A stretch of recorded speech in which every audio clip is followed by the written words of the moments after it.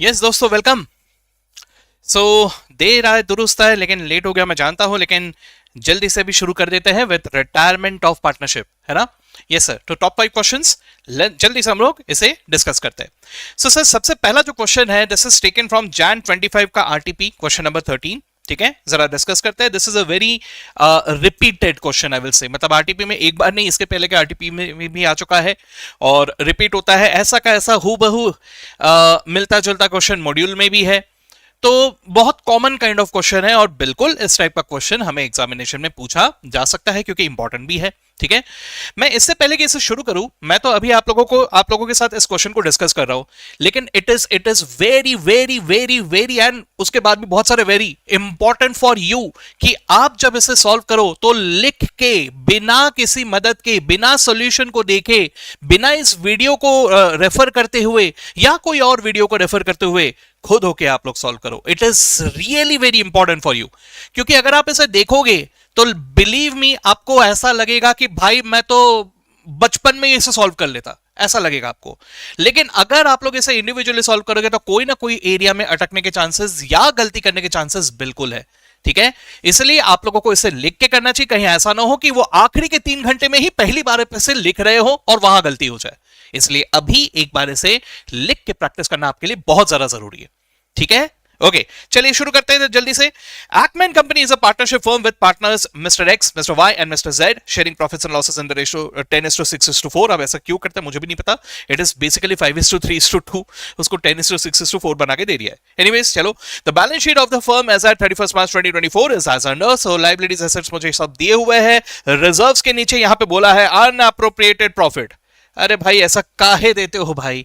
ठीक है, मतलब वही तो होता है, रिजर्व्स का मतलब ही वही होता है कि अनएप्रोप्रिएटेड प्रॉफिट। अब ये क्या है, इसको वहां पे ब्रैकेट में देने का उनका इंटेंशन सिर्फ एक है कि भाई थोड़ा आपका ध्यान भटके, थोड़ा कुछ आप सोचने में 10-20 सेकंड निकाल दो। अगर 1-2 मिनट निकाल दिए तो और भी अच्छा। तो ये ट्रैप है, उसका कोई मतलब ही नहीं है। रिजर्व्स का मतलब ही होता है अनएप्रोप्रिएटेड यानी अनडिस्ट्रीब्यूटेड प्रॉफिट। ठीक है, तो जरा उसको लेके टाइम वेस्ट मत करना, आगे बढ़ जाना। उसके बाद लॉन्ग टर्म डेब्ट दिया हुआ है, बैंक ओडी दिया हुआ है कि नहीं। सर, बैंक ओडी क्या होता है? सबसे पहली बात तो आप लोग इसे समझने की कोशिश कीजिए। सबसे पहले देखिए, एसेट साइड में आपको बैंक अकाउंट दिख रहा है क्या? इनफैक्ट कैश भी दिख रहा है क्या? नहीं दिख रहा है ना। तो प्लीज अंडरस्टैंड, थोड़ा सा रिकलेक्ट करने की कोशिश करो कैश बुक। आई होप कि पढ़ा है आपने। हाँ, तो कैश बुक में आपको ओपनिंग बैलेंस दिया रहता था, है ना। कैश में हमेशा डेबिट बैलेंस होता था, लेकिन बैंक में आपने पढ़ा भी होगा कि डेबिट बैलेंस के साथ साथ क्रेडिट बैलेंस भी हो सकता है। उसी क्रेडिट बैलेंस को हम कहते हैं बैंक ओडी। तो बात को समझो, ये जो बैंक ओडी दिया है, इट इज नथिंग बट आपके बैंक अकाउंट का क्रेडिट बैलेंस। बस इतना ही आपको ध्यान में रखना है। ठीक है, इसको लेके अगर अलग से सोचने की कोशिश करोगे तो शायद से थोड़ी देर आप लोग कुछ नहीं तो एटलीस्ट टाइम वेस्ट करो, है ना। तो इसका ध्यान रखना है। ठीक है, चलो आगे देखते हैं सर। उसके बाद मुझे दिया हुआ है, it was mutually agreed that mister Y will retire from partnership and in his place mister P will be admitted as a partner. So this is a question on retirement and admission, दोनों का combination. ठीक है, देखते हैं। So, with effect from 1st of April 2024, for this purpose the following adjustments are to be made. तो मुझे पहले goodwill के बारे में दिया है। अच्छी बात कि गुडविल का वैल्यू सीधा सीधा मुझे दे दिया है, but the same will not appear in the assets in the books of the reconstituted firm. ये सेंटेंस आजकल बहुत कॉमन होता जा रहा है और यही होना भी चाहिए, क्योंकि एस के मुताबिक ऐसा ही होता है। Self generated goodwill should not be shown in the books of accounts. ठीक है, ओके सर। तो इसको देखेंगे, एडजस्ट करते हैं इसे। Building and plant machinery have to be depreciated by 5 and 20% respectively. Revaluation adjustments, investments को टेक ओवर कर लिया है रिटायरिंग पार्टनर यानी मिस्टर वाई ने एट ₹45,000। ठीक है, ओके, एक मिनट। इन्वेस्टमेंट्स का वैल्यू देखो तो कितना दिया हुआ है, 36, है ना। कितने में टेक ओवर किया? 45 में। ओके, तो जरा ध्यान से। सर, अगर इन्वेस्टमेंट्स को मैं बेचता तो मैं एंट्री करता कैश या bank account debit, investment credit, और जो भी प्रॉफिट है वो मैं रीवैल्यूएशन में डाल देता।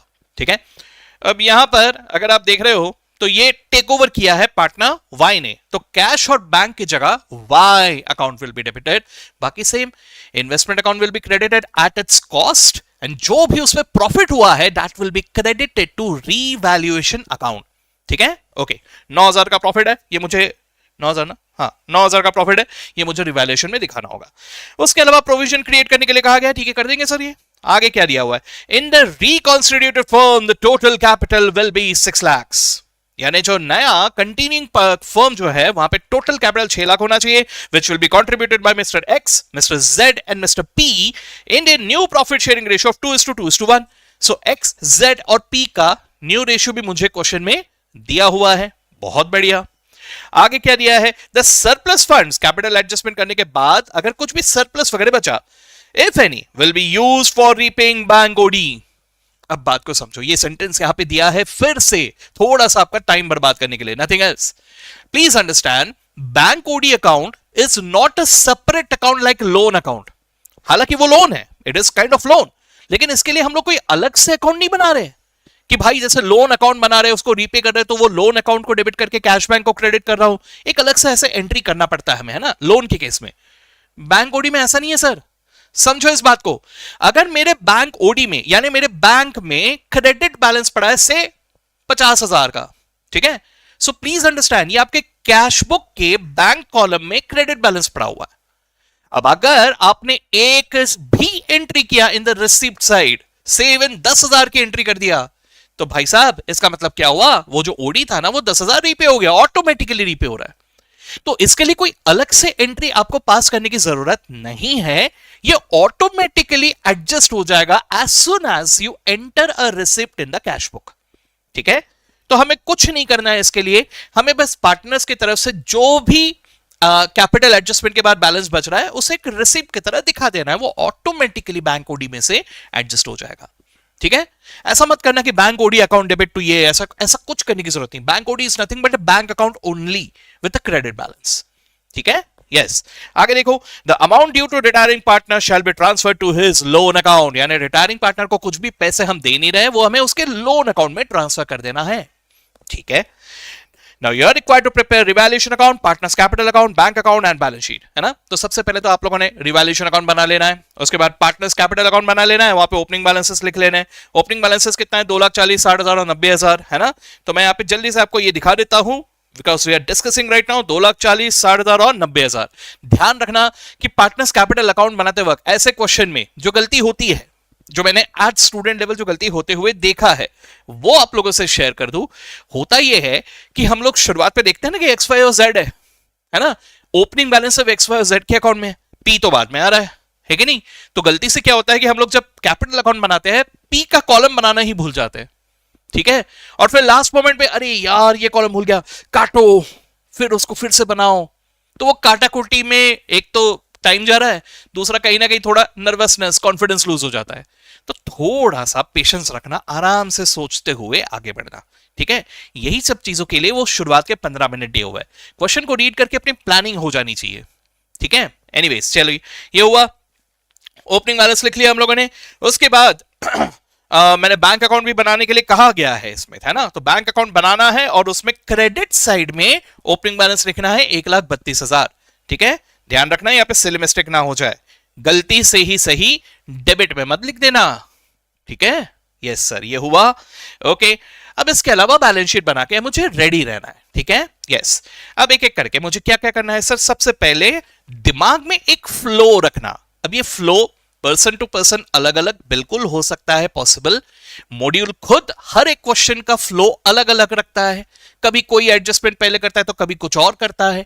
तो please understand all these entries are passed on the same date, इसलिए थोड़ा सा ऊपर नीचे अगर एंट्रीज में हुआ फर्क नहीं पड़ता, लेकिन अपने कन्वीनियंस के लिए एग्जामिनेशन में आपने क्या करना चाहिए, आपने एक फ्लो फॉलो करना चाहिए. जैसे फॉर एग्जांपल अब जो भी फ्लो आपने फॉलो किया उसको हिसाब से चलो. जैसे मैं अगर ऐसा कहता हूं पहले रिजर्व्स का एडजस्टमेंट करूंगा, मतलब मैं क्वेश्चन में कभी भी सबसे पहले रिजर्व्स ढूंढूंगा. कहां है रिजर्व्स, ढूंढते वक्त सिर्फ एक बात का ध्यान रखना जो कि मैंने आपको एडमिशन के क्वेश्चंस में भी कहा है कि असेट साइड में भी देखना ना, reserves can also be accumulated losses.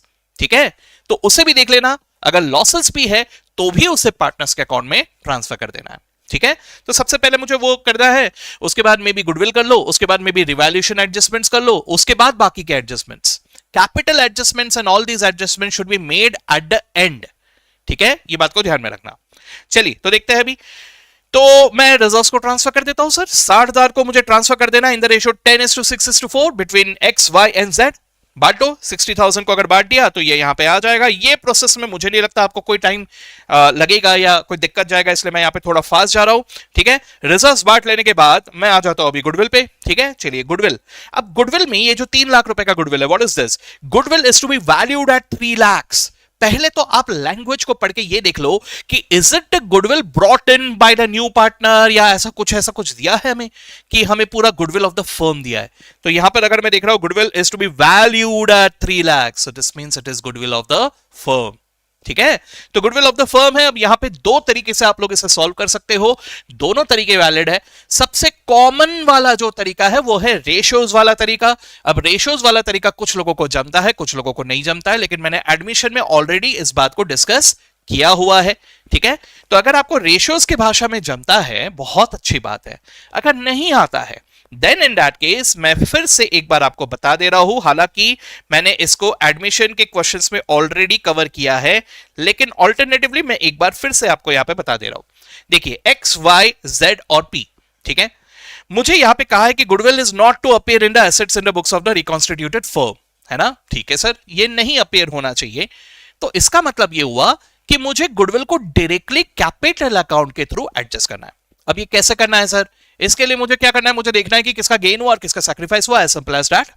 ठीक है बेटा, एक बात याद रखना, चाहे एडमिशन का क्वेश्चन हो, चाहे रिटायरमेंट का क्वेश्चन हो, चाहे डेथ का क्वेश्चन हो, चाहे गुडविल हो, चाहे कोई और एसेट हो, चाहे रिजर्व्स हो, चाहे कुछ भी हो, ठीक है, हमारे पास हमेशा दो अप्रोच होंगे। अप्रोच नंबर 1, सर बांट दो। ठीक है, सीधा सीधा उस अकाउंट को दिखाओ और उसको बांट दो। ठीक है, जैसे रिजर्व्स है तो रिजर्व्स को बांट दो। अप्रोच नंबर 2, आप उस अकाउंट को हाथ मत लगाओ, उसको वैसे ही रहने दो, चाहे वो रिजर्व्स हो, एसेट्स हो, उसको वैसे ही रहने दो। और आप ये देखो कि किसका गेन हुआ, किसका सैक्रिफाइस हुआ। ठीक है, और वहां पे गेनिंग पार्टनर से पैसे लो और सैक्रिफाइसिंग पार्टनर को पैसे दो। ठीक है, ऐसे दो अप्रोच रहेंगे, फ्लक्चुएट होते रहता है क्वेश्चन टू क्वेश्चन, अलग अलग क्वेश्चन में अलग अलग बातें। ठीक है, जनरली स्पीकिंग हम अगर एक ही अप्रोच की प्रैक्टिस करके चलते हैं तो एग्जामिनेशन में you are actually taking a risk.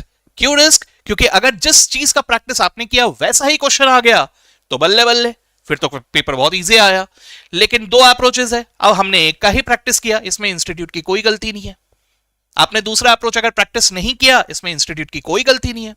Institute अगर उस दूसरे अप्रोच से पूछता है तो अब हम कितने भी चिल्लाना लग जाए, कितने भी रोने लग जाए कि यार देख पेपर हार्ड आ गया, अरे भाई सीए का पेपर है, आएगा ही ऐसा। तो आपने प्रैक्टिस नहीं किया, आपकी गलती।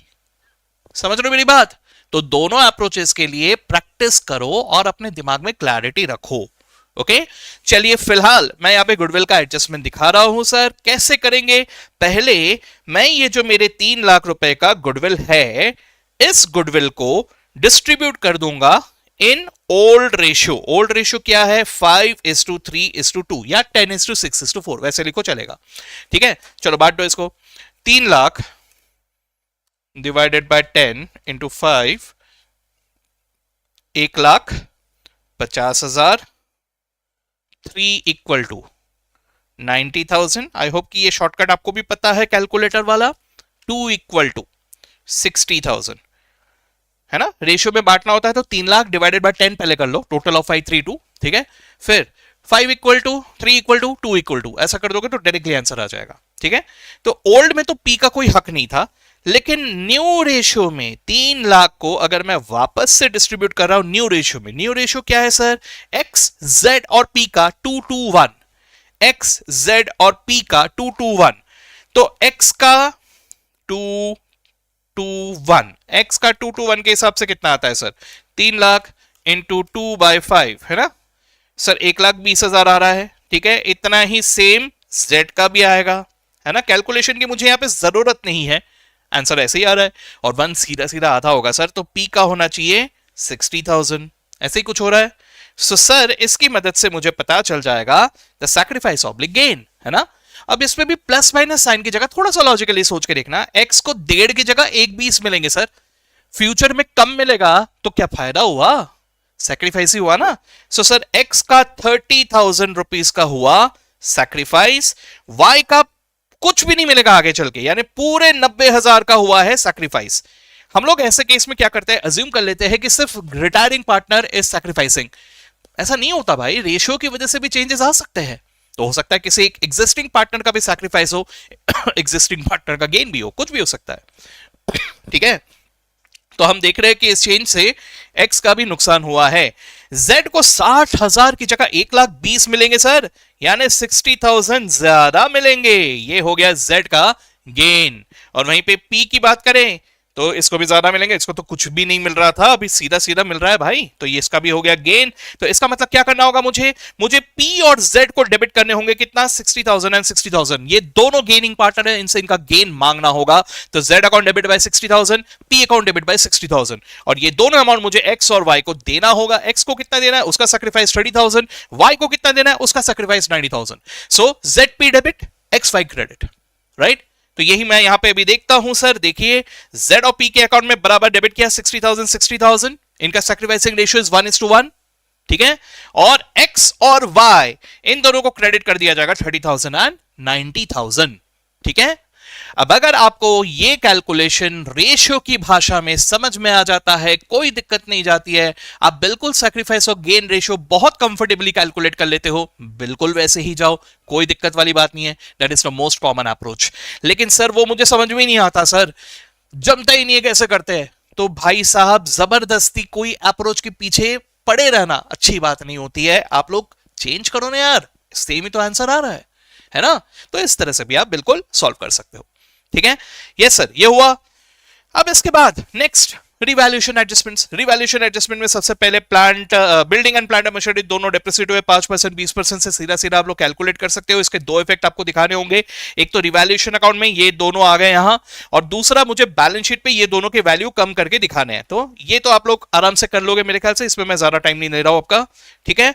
उसके बाद मुझे दिखाई दे रहा है इन्वेस्टमेंट्स को टेक ओवर किया 45,000 में, है ना। तो वाई के अकाउंट में मैं डेबिट कर दूंगा 45,000, इन्वेस्टमेंट के अकाउंट में क्रेडिट करूंगा 36,000, लेकिन वो दिखाने की जरूरत नहीं, we are not making investment account. लेकिन 9,000 का प्रॉफिट हुआ, ये मुझे जरूर दिखाना होगा इन माय रिवैल्यूएशन अकाउंट, ठीक है।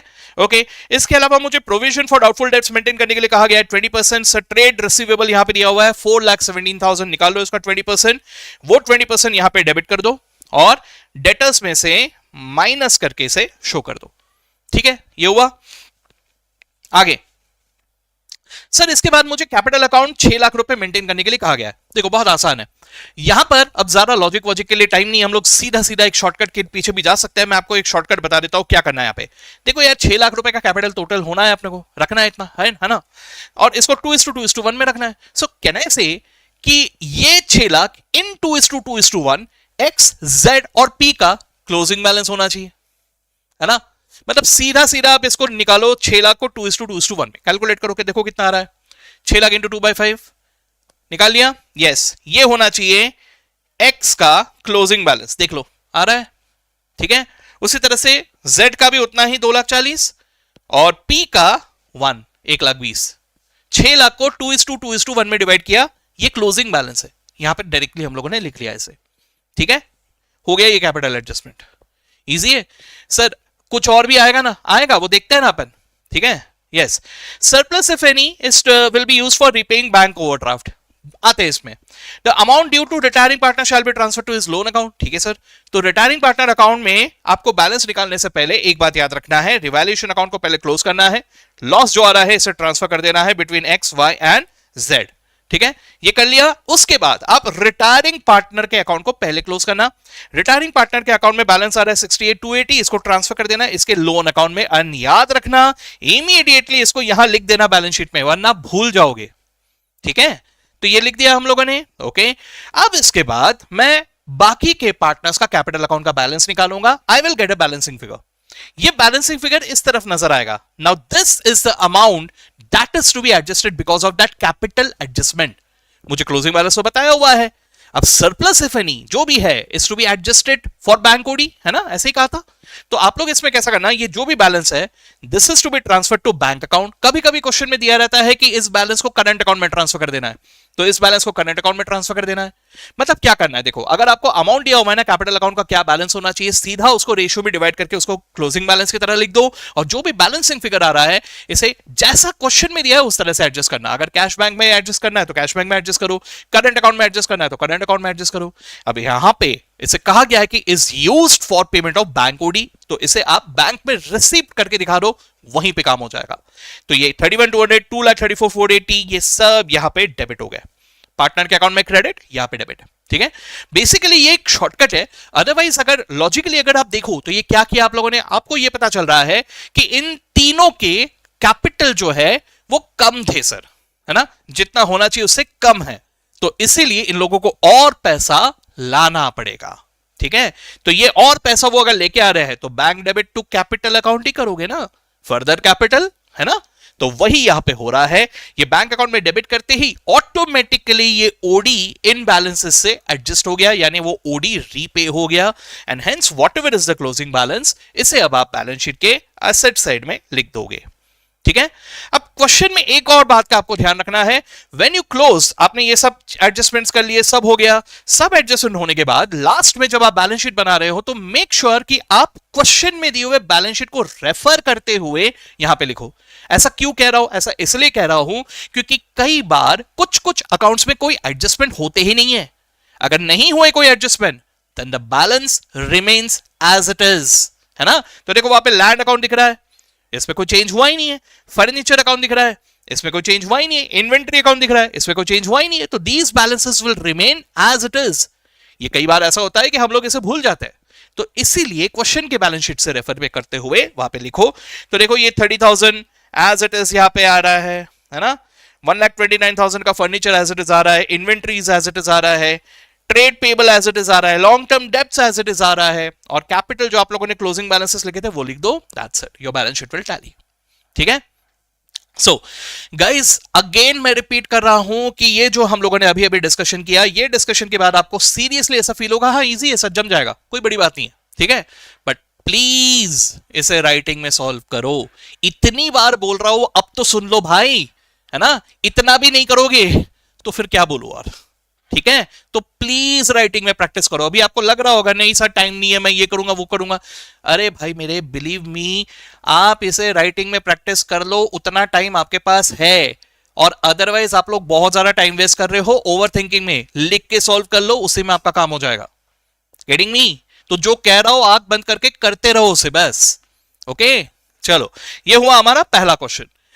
अब दूसरा क्वेश्चन जो मैं यहां पे कवर अप करवाने जा रहा हूं, ये दूसरा क्वेश्चन एज सच मेरा इसमें इंटेंशन ये नहीं है कि इस टाइप का क्वेश्चन एग्जामिनेशन में या ये वाला क्वेश्चन एग्जाम में आएगा। इनफैक्ट आई डोंट थिंक कि ये वाला क्वेश्चन एग्जाम में आएगा, अगला वाला जो क्वेश्चन मैं आपको बता रहा हूं। ठीक है, मुझे पर्सनली लग नहीं रहा कि इस बार रिटायरमेंट के ऊपर क्वेश्चन आएगा, बट स्टिल कवर करना हमारी जिम्मेदारी है भाई, भरोसा नहीं है ना इंस्टीट्यूट क्या पूछ ले। तो मैं अगला जो क्वेश्चन लेने जा रहा हूं, दिस क्वेश्चन इज सितंबर 24 के क्वेश्चन पेपर का क्वेश्चन। ठीक है, अब सर आप कहना चाह रहे हो कि अभी अभी जो क्वेश्चन आया था वही हमको फिर से आएगा? नहीं, मैं ऐसा नहीं कह रहा हूं, लेकिन मैं आप लोगों को इस क्वेश्चन के जरिए कुछ बताना चाह रहा हूं, कुछ इंपॉर्टेंट बताना चाह रहा हूं। ठीक है, हुआ यह था कि इस क्वेश्चन में इन्होंने रिजर्व्स या फंड्स को, उसका जो कंफ्यूजन होता है उसको लेके अच्छा खासा कंफ्यूजन क्रिएट करने की कोशिश किया था। ठीक है, दूसरा, इस क्वेश्चन को जहां तक मेरा ख्याल है, क्योंकि मैंने जून 24 में भी देखा है, सितंबर 24 में भी देखा है, ये कहीं ना कहीं मुझे ऐसा लगता है कि कोई पुरानी किताब उठा के यहां पर क्वेश्चन पेपर को सेट कर रहे हैं, या फिर 12th के किसी किताब को रेफर करके सेट कर रहे हैं, ऐसा मुझे लगता है। ठीक है, वैसे इसमें 11th 12th कॉमर्स बैकग्राउंड से जो लोग अच्छी तरह से पढ़ के आए हैं उनके लिए अच्छा हो जाएगा। बट ऐसा मैं क्यों कह रहा हूं? ऐसा मैं इसलिए कह रहा हूं क्योंकि जो हमारे 11th 12th की किताबें हैं उसमें बहुत सारी चीजें अपडेटेड नहीं है अनफॉर्चुनेटली। ठीक है, या पुरानी किताबों में क्वाइट ऑब्वियसली अपडेटेड नहीं है, लेकिन अपडेट्स आते हैं भाई, चेंज होते हैं चीजें, है ना। तो ये दोनों अटेम्प्ट में, जून में डिप्रिसिएशन के ऊपर एक क्वेश्चन आया था और सितंबर में रिटायरमेंट का एक क्वेश्चन आया था। ये दोनों में ऐसी कोई चीज दिया गया था जो आजकल होता नहीं है, एएस में अपडेटेड आ गया है, अपडेट हो गया है, ऐसा होता नहीं है, लेकिन वो क्वेश्चन पेपर में आ गया। ठीक है, सो this is wrong and especially it is a very very big mistake if it is done by ICAI, क्योंकि ICAI सुप्रीम, उनके एग्जाम्स में इस तरह की गलती, मतलब दैट इज अ ब्लंडर का भी बड़ा वर्जन है कि नहीं। तो it is not at all expected, लेकिन एग्जाम है भाई, आपको भी तैयार रहना है कि अगर ऐसा कोई उल्टा सीधा कोई चीज आ गया तब क्या करूं, क्योंकि आप तो ढंग से पढ़ के जा रहे हो, अब कुछ अलग आ गया तो हम लोग नर्वस हो जाएंगे, है ना। तब हम लोग बोलेंगे मेरा टीचर ही बेकार था, यही बेकार था। अरे भाई आपकी कोई गलती ही नहीं है, ना ही आपके टीचर की गलती है, वो इंस्टीट्यूट ने गलत क्वेश्चन पूछा है, ठीक है। लेकिन अब क्या करें, जो है सो है, हमें उसके हिसाब से अपनी तैयारी रखनी होगी, ठीक है। चलिए, तो ये क्वेश्चन पेपर में क्या अलग हुआ था, ठीक है। देखो सबसे पहले मुझे जो अलग यहां पे दिखाई दे रहा है वो ये है, what do you see, goodwill is appearing in the balance sheet, ठीक है। अब मैं आपको बता दूं कि लॉजिकली क्या होता है, अगर गुडविल अकाउंट मेरे बैलेंस शीट पे दिखता है, पहली बात goodwill is an intangible asset, और इसमें दो चीजें होता है, either it will be self generated और गुडविल विल बी एक्वायर्ड यानी परचेज्ड, ठीक है। एक बात याद रखना, अकाउंटिंग स्टैंडर्ड क्लियर भाषा में कहता है, एकदम शुद्ध भाषा में कहता है कि सेल्फ जेनरेटेड गुडविल को हम बुक्स ऑफ अकाउंट्स में नहीं दिखा सकते। ये खुल के सीधा सीधा बोला है, और ये आईसीएआई ने ही बनाया हुआ एएस है। वो खुद ही कह रहे हैं कि इंटेंजिबल एसेट्स के काउंट में हम गुडविल को, अगर वो सेल्फ जनरेटेड है तो काउंट नहीं करते, ऐसा वो खुद ही कह रहे हैं। लेकिन उन्होंने ही अपने पेपर में यहां पे गुडविल को लिख दिया। अच्छा, अब मजेदार बात सुनो, अगर ये बैलेंस शीट पे दिखाई दे रहा है, देन नॉर्मली हम यही मान के चलते हैं कि this goodwill is purchased goodwill, it can not be self generated, it is purchased goodwill, ठीक है। ओके सर, तो अगर ये परचेज्ड गुडविल है तो इसका ट्रीटमेंट वैसा ही होगा जैसे परचेज्ड मशीनरी के साथ होता है, परचेज्ड इन्वेस्टमेंट के साथ होता है, परचेज स्टॉक के साथ होता है, परचेज पेटेंट के साथ होता है, ये सब के साथ जैसा होता है वैसे ही ट्रीटमेंट होगा, ठीक है। लेकिन इसका जो सॉल्यूशन इन्होंने दिया है, उस सॉल्यूशन में इन्होंने इस गुडविल को राइट ऑफ कर दिया। Now this is absolutely something that is मेरे समझ के बाहर है, ठीक है, मेरे समझ के बिल्कुल ही बाहर है, क्योंकि this is something absolutely nonsense, जो कि एक्सपेक्टेड नहीं है फ्रॉम आईसीएआई। लेकिन अब जो है सो है, तो भैया अभी मैं आपको बता दे रहा हूं, आईसीएआई और बीवी जो भी कहे मान लेने का, ठीक है। तो यहां पे उन्होंने बोला ओके, लॉजिक भाड़ में गया यार, जो बोला वैसे ही करने का। तो अगर आपको ऐसा अभी एग्जाम में दिखाई दे तो भैया उस गुडविल को राइट ऑफ कर देने का, भाड़ में गया लॉजिक, भाड़ में गया एएस, भाड़ में गया सब कुछ। गुडविल अगर आपको बैलेंस शीट पे दिखाई दिया तो जय आईसीआई प्रभु कहते हुए उसको राइट ऑफ कर देने का, सोचने का नहीं, ठीक है। ओके, तो ये एक अटपटा सा गड़बड़ सा चीज हमारे एग्जाम में सितंबर में हो चुका था। प्रे करते हैं हम कि ऐसे गलत चीजें ना आए हमारे एग्जाम में, हार्ड आए, सुपर हार्ड है, अरे भाई अल्ट्रा सुपर डुपर हार्ड है चलेगा, लेकिन गलत ना आए भाई, बस पेपर गलत ना आए, क्वेश्चन गलत ना आए, ठीक है। ओके, तो एनीवेज ये वाला एक ट्रीटमेंट आपको बताना था, इसीलिए मैंने इस क्वेश्चन को कवर किया। दूसरा, इस क्वेश्चन में आपको बहुत सारे इस तरह के अकाउंट नजर आ रहे हैं, देखो इन्वेस्टमेंट फ्लक्चुएशन फंड, ये गैप आ गया वहां पे थोड़ा, फिर वर्कमेंस कॉम्पेंसेशन, फिर एम्प्लॉइज प्रोविडेंट फंड, वो फाउंड लिखा है, इट इज फंड एक्चुअली, ठीक है। इसी तरह से एडमिशन के भी ऊपर क्वेश्चन आया था सितंबर में, उसमें भी ऐसे ही उन्होंने अलग अलग फंड दे दिए थे, ठीक है। अब इसमें कोई भी बच्चा अगर अभी इसका सॉल्यूशन रेफर करेगा तो सॉल्यूशन रेफर करके बेचारा और कंफ्यूज होगा, इसीलिए that is the reason I am covering this question, ठीक है। ऐसा क्यों होगा सर? सर देखो sir, accounting is an art, मतलब चीजों को लिखने का कोई एक ही तरीका नहीं होता, आप अलग अलग तरीके से लिख सकते हो, बिल्कुल लिख सकते हो, that is not a problem, ठीक है। अब ये जो ये सारे जो दिख रहे हैं ना, इसमें भी दो अलग अलग तरह के ट्रीटमेंट पॉसिबल हो सकते हैं, ठीक है, मतलब सेम ही इफेक्ट आएगा लेकिन दो अलग अलग तरीके से उसे लिखा जा सकता है कि नहीं। अब इंस्टीट्यूट ने एडमिशन वाले के क्वेश्चन में जो सॉल्यूशन दिया है उसमें एक ट्रीटमेंट लिख दिया, और रिटायरमेंट वाले क्वेश्चन में जो सॉल्यूशन दिया है उसमें दूसरा वाला ट्रीटमेंट दे दिया। अब बेचारा कोई भी बच्चा अगर ऐसा पढ़ेगा तो वो कंफ्यूज हो जाएगा कि सर मैं क्या करूं, है ना। तो इसके लिए मैं अपनी जिम्मेदारी मानते हुए आपको ये क्लैरिफिकेशन देने आ रहा हूं आप लोगों को, इसी दैट इज द रीजन मैंने इस क्वेश्चन को यहां पे कवर अप किया है। तो इसको बहुत ध्यान से सुनना मैं क्या कहने जा रहा हूं, ठीक है। चलिए मैं सबसे पहले इसी से शुरू करता हूं, है ना। Investment fluctuation fund, workmen's compensation, employees provident fund, ठीक है। देखो बात को समझो, सबसे पहले इस कंफ्यूजन को दूर करो कि सर ये क्या है ना। देखो बात को समझो, अगर मान के चलो मैंने कोई भी अकाउंट बनाया, चाहे मैं उसको कोई भी नाम दे दूं, मैं उसको रिजर्व नाम से पुकारूं, मैं उसको फंड नाम से पुकारूं, या मैं कोई भी नाम से पुकारूं, ठीक है, मैंने एक अकाउंट बना लिया। आप सबसे पहले ये देखो कि ये अकाउंट का जो पैसा है ये कहां से क्रिएट हुआ है, प्रॉफिट में से। अब प्रॉफिट में से दो बातें हो सकती है, जो मैंने एडमिशन में भी आपको बताया है लास्ट टाइम, फिर से एक बार बता रहा हूं। सर जो प्रॉफिट में से अलग रखा जाता है ना, it can be kind of savings for us, जो मेरे फ्यूचर के लिए मैं क्या मालूम क्या हो जाए भाई, उसके लिए जमा करके रख रहा हूं, है ना, एक वो। दूसरा ये भी हो सकता है कि मुझे मालूम है कि ये पैसे मुझे देने हैं आगे वाले को, आज नहीं देना है लेकिन उसको देने का है, वो तुझे देने का है, तेरे को देने का है, उसको देने का है, इसको देने का है, तो मैं अपने वो पैसे अलग से रख रहा हूं। हाँ, उसको देने का इसलिए रख रहा हूं, हाँ उसको देने का इसलिए रख रहा हूं। भाई दोनों में फर्क है, समझ रहे हो? अगर मैंने कोई एक पिगी बैंक बनाया, उसमें पैसे जमा किए, ये मेरे को किसी को देने नहीं है सर, ये मेरा है कि नहीं? वो पिगी बैंक के पैसे मेरे पास ही आएंगे घूम फिर के, वो मेरे बेनिफिट के लिए। लेकिन अगर मैंने किसी पर्सन को, XYZ पर्सन को देने का है करके मैंने पैसे अलग से रखे, सो सर ये पैसे मेरे नहीं है सर, ये उसके नाम के पैसे हैं, ये मुझे उसको देने हैं सर। सो बात को समझो, when there is a third person involve जिसको मुझे पैसे देना है, then only it is a liability, okay. लेकिन अगर जो मैंने पैसे जमा करके रखे, अपने लिए जमा करके रखे, फ्यूचर के लिए, क्या मालूम क्या इधर उधर कुछ तो भी डूब वूब जाए तो पैसे रख देता हूं सर साथ में, दिस इज अ रिजर्व, ठीक है। अब इस बात को ध्यान में रखते हुए मुझे आगे बढ़ना है, ठीक है। चलो, सो लेट्स सी यहां पे मुझे क्या क्या दिया हुआ है। अब मैं सबसे पहले मैं आना चाहता हूं एम्प्लॉइज प्रोविडेंट फंड पे, ठीक है। नाम से क्या समझ में आ रहा है? आप ये मत देखो कि उसके आगे फंड लिखा है कि रिजर्व लिखा है कि क्या लिखा है, फॉरगेट इट, जो भी नाम लिखा है, एम्प्लॉइज प्रोविडेंट फंड लिखा हो या एम्प्लॉइज प्रोविडेंट रिजर्व लिखा हो, भाड़ में क्या हो। आप सिर्फ ये देखो, ये पैसा किसी को देना है क्या, कि मेरे ही जेब में रहेंगे, मेरे ही जेब में रहेंगे क्या? एम्प्लॉइज प्रोविडेंट फंड, यानी एम्प्लॉय जब रिटायर होगा तब मुझे ये पैसे उसको देने होंगे। So is there a third person employee? Sir employee मैं नहीं हूं ना, एम्प्लॉय कोई और ही है ना, हाँ उसको पैसे देने हैं ना in future. So this is in the nature of liability, ठीक है। सो प्लीज अंडरस्टैंड, अगर ये लाइबिलिटी है तो इसमें पार्टनरशिप पे ट्रीटमेंट वैसा ही होगा जैसे किसी और लाइबिलिटी को लेके होता है। अब आप मुझे बताइए, जैसे मान के चलो मैं आपको कहता हूं कि क्रेडिटर अकाउंट है, ठीक है, क्रेडिटर अकाउंट मान लो 10,000 रुपए का है।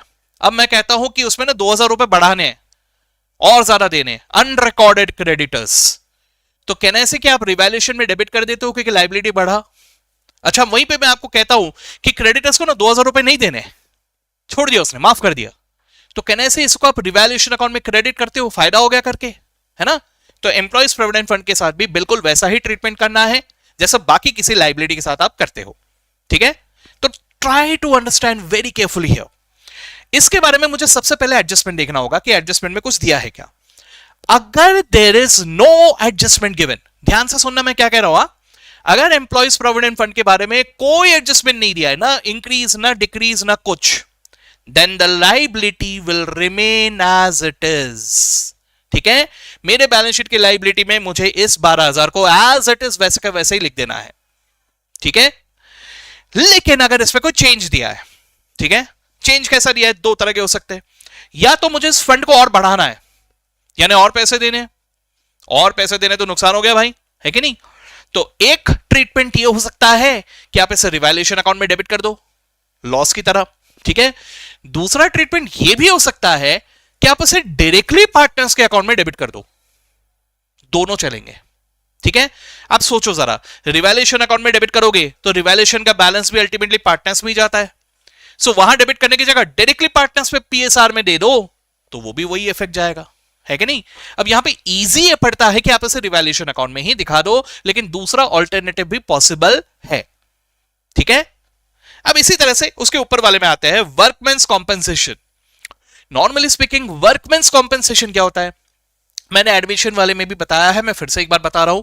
सब वर्कमैन कौन है, मेरा एम्प्लॉय ही है ना, वर्कर है कोई, है ना।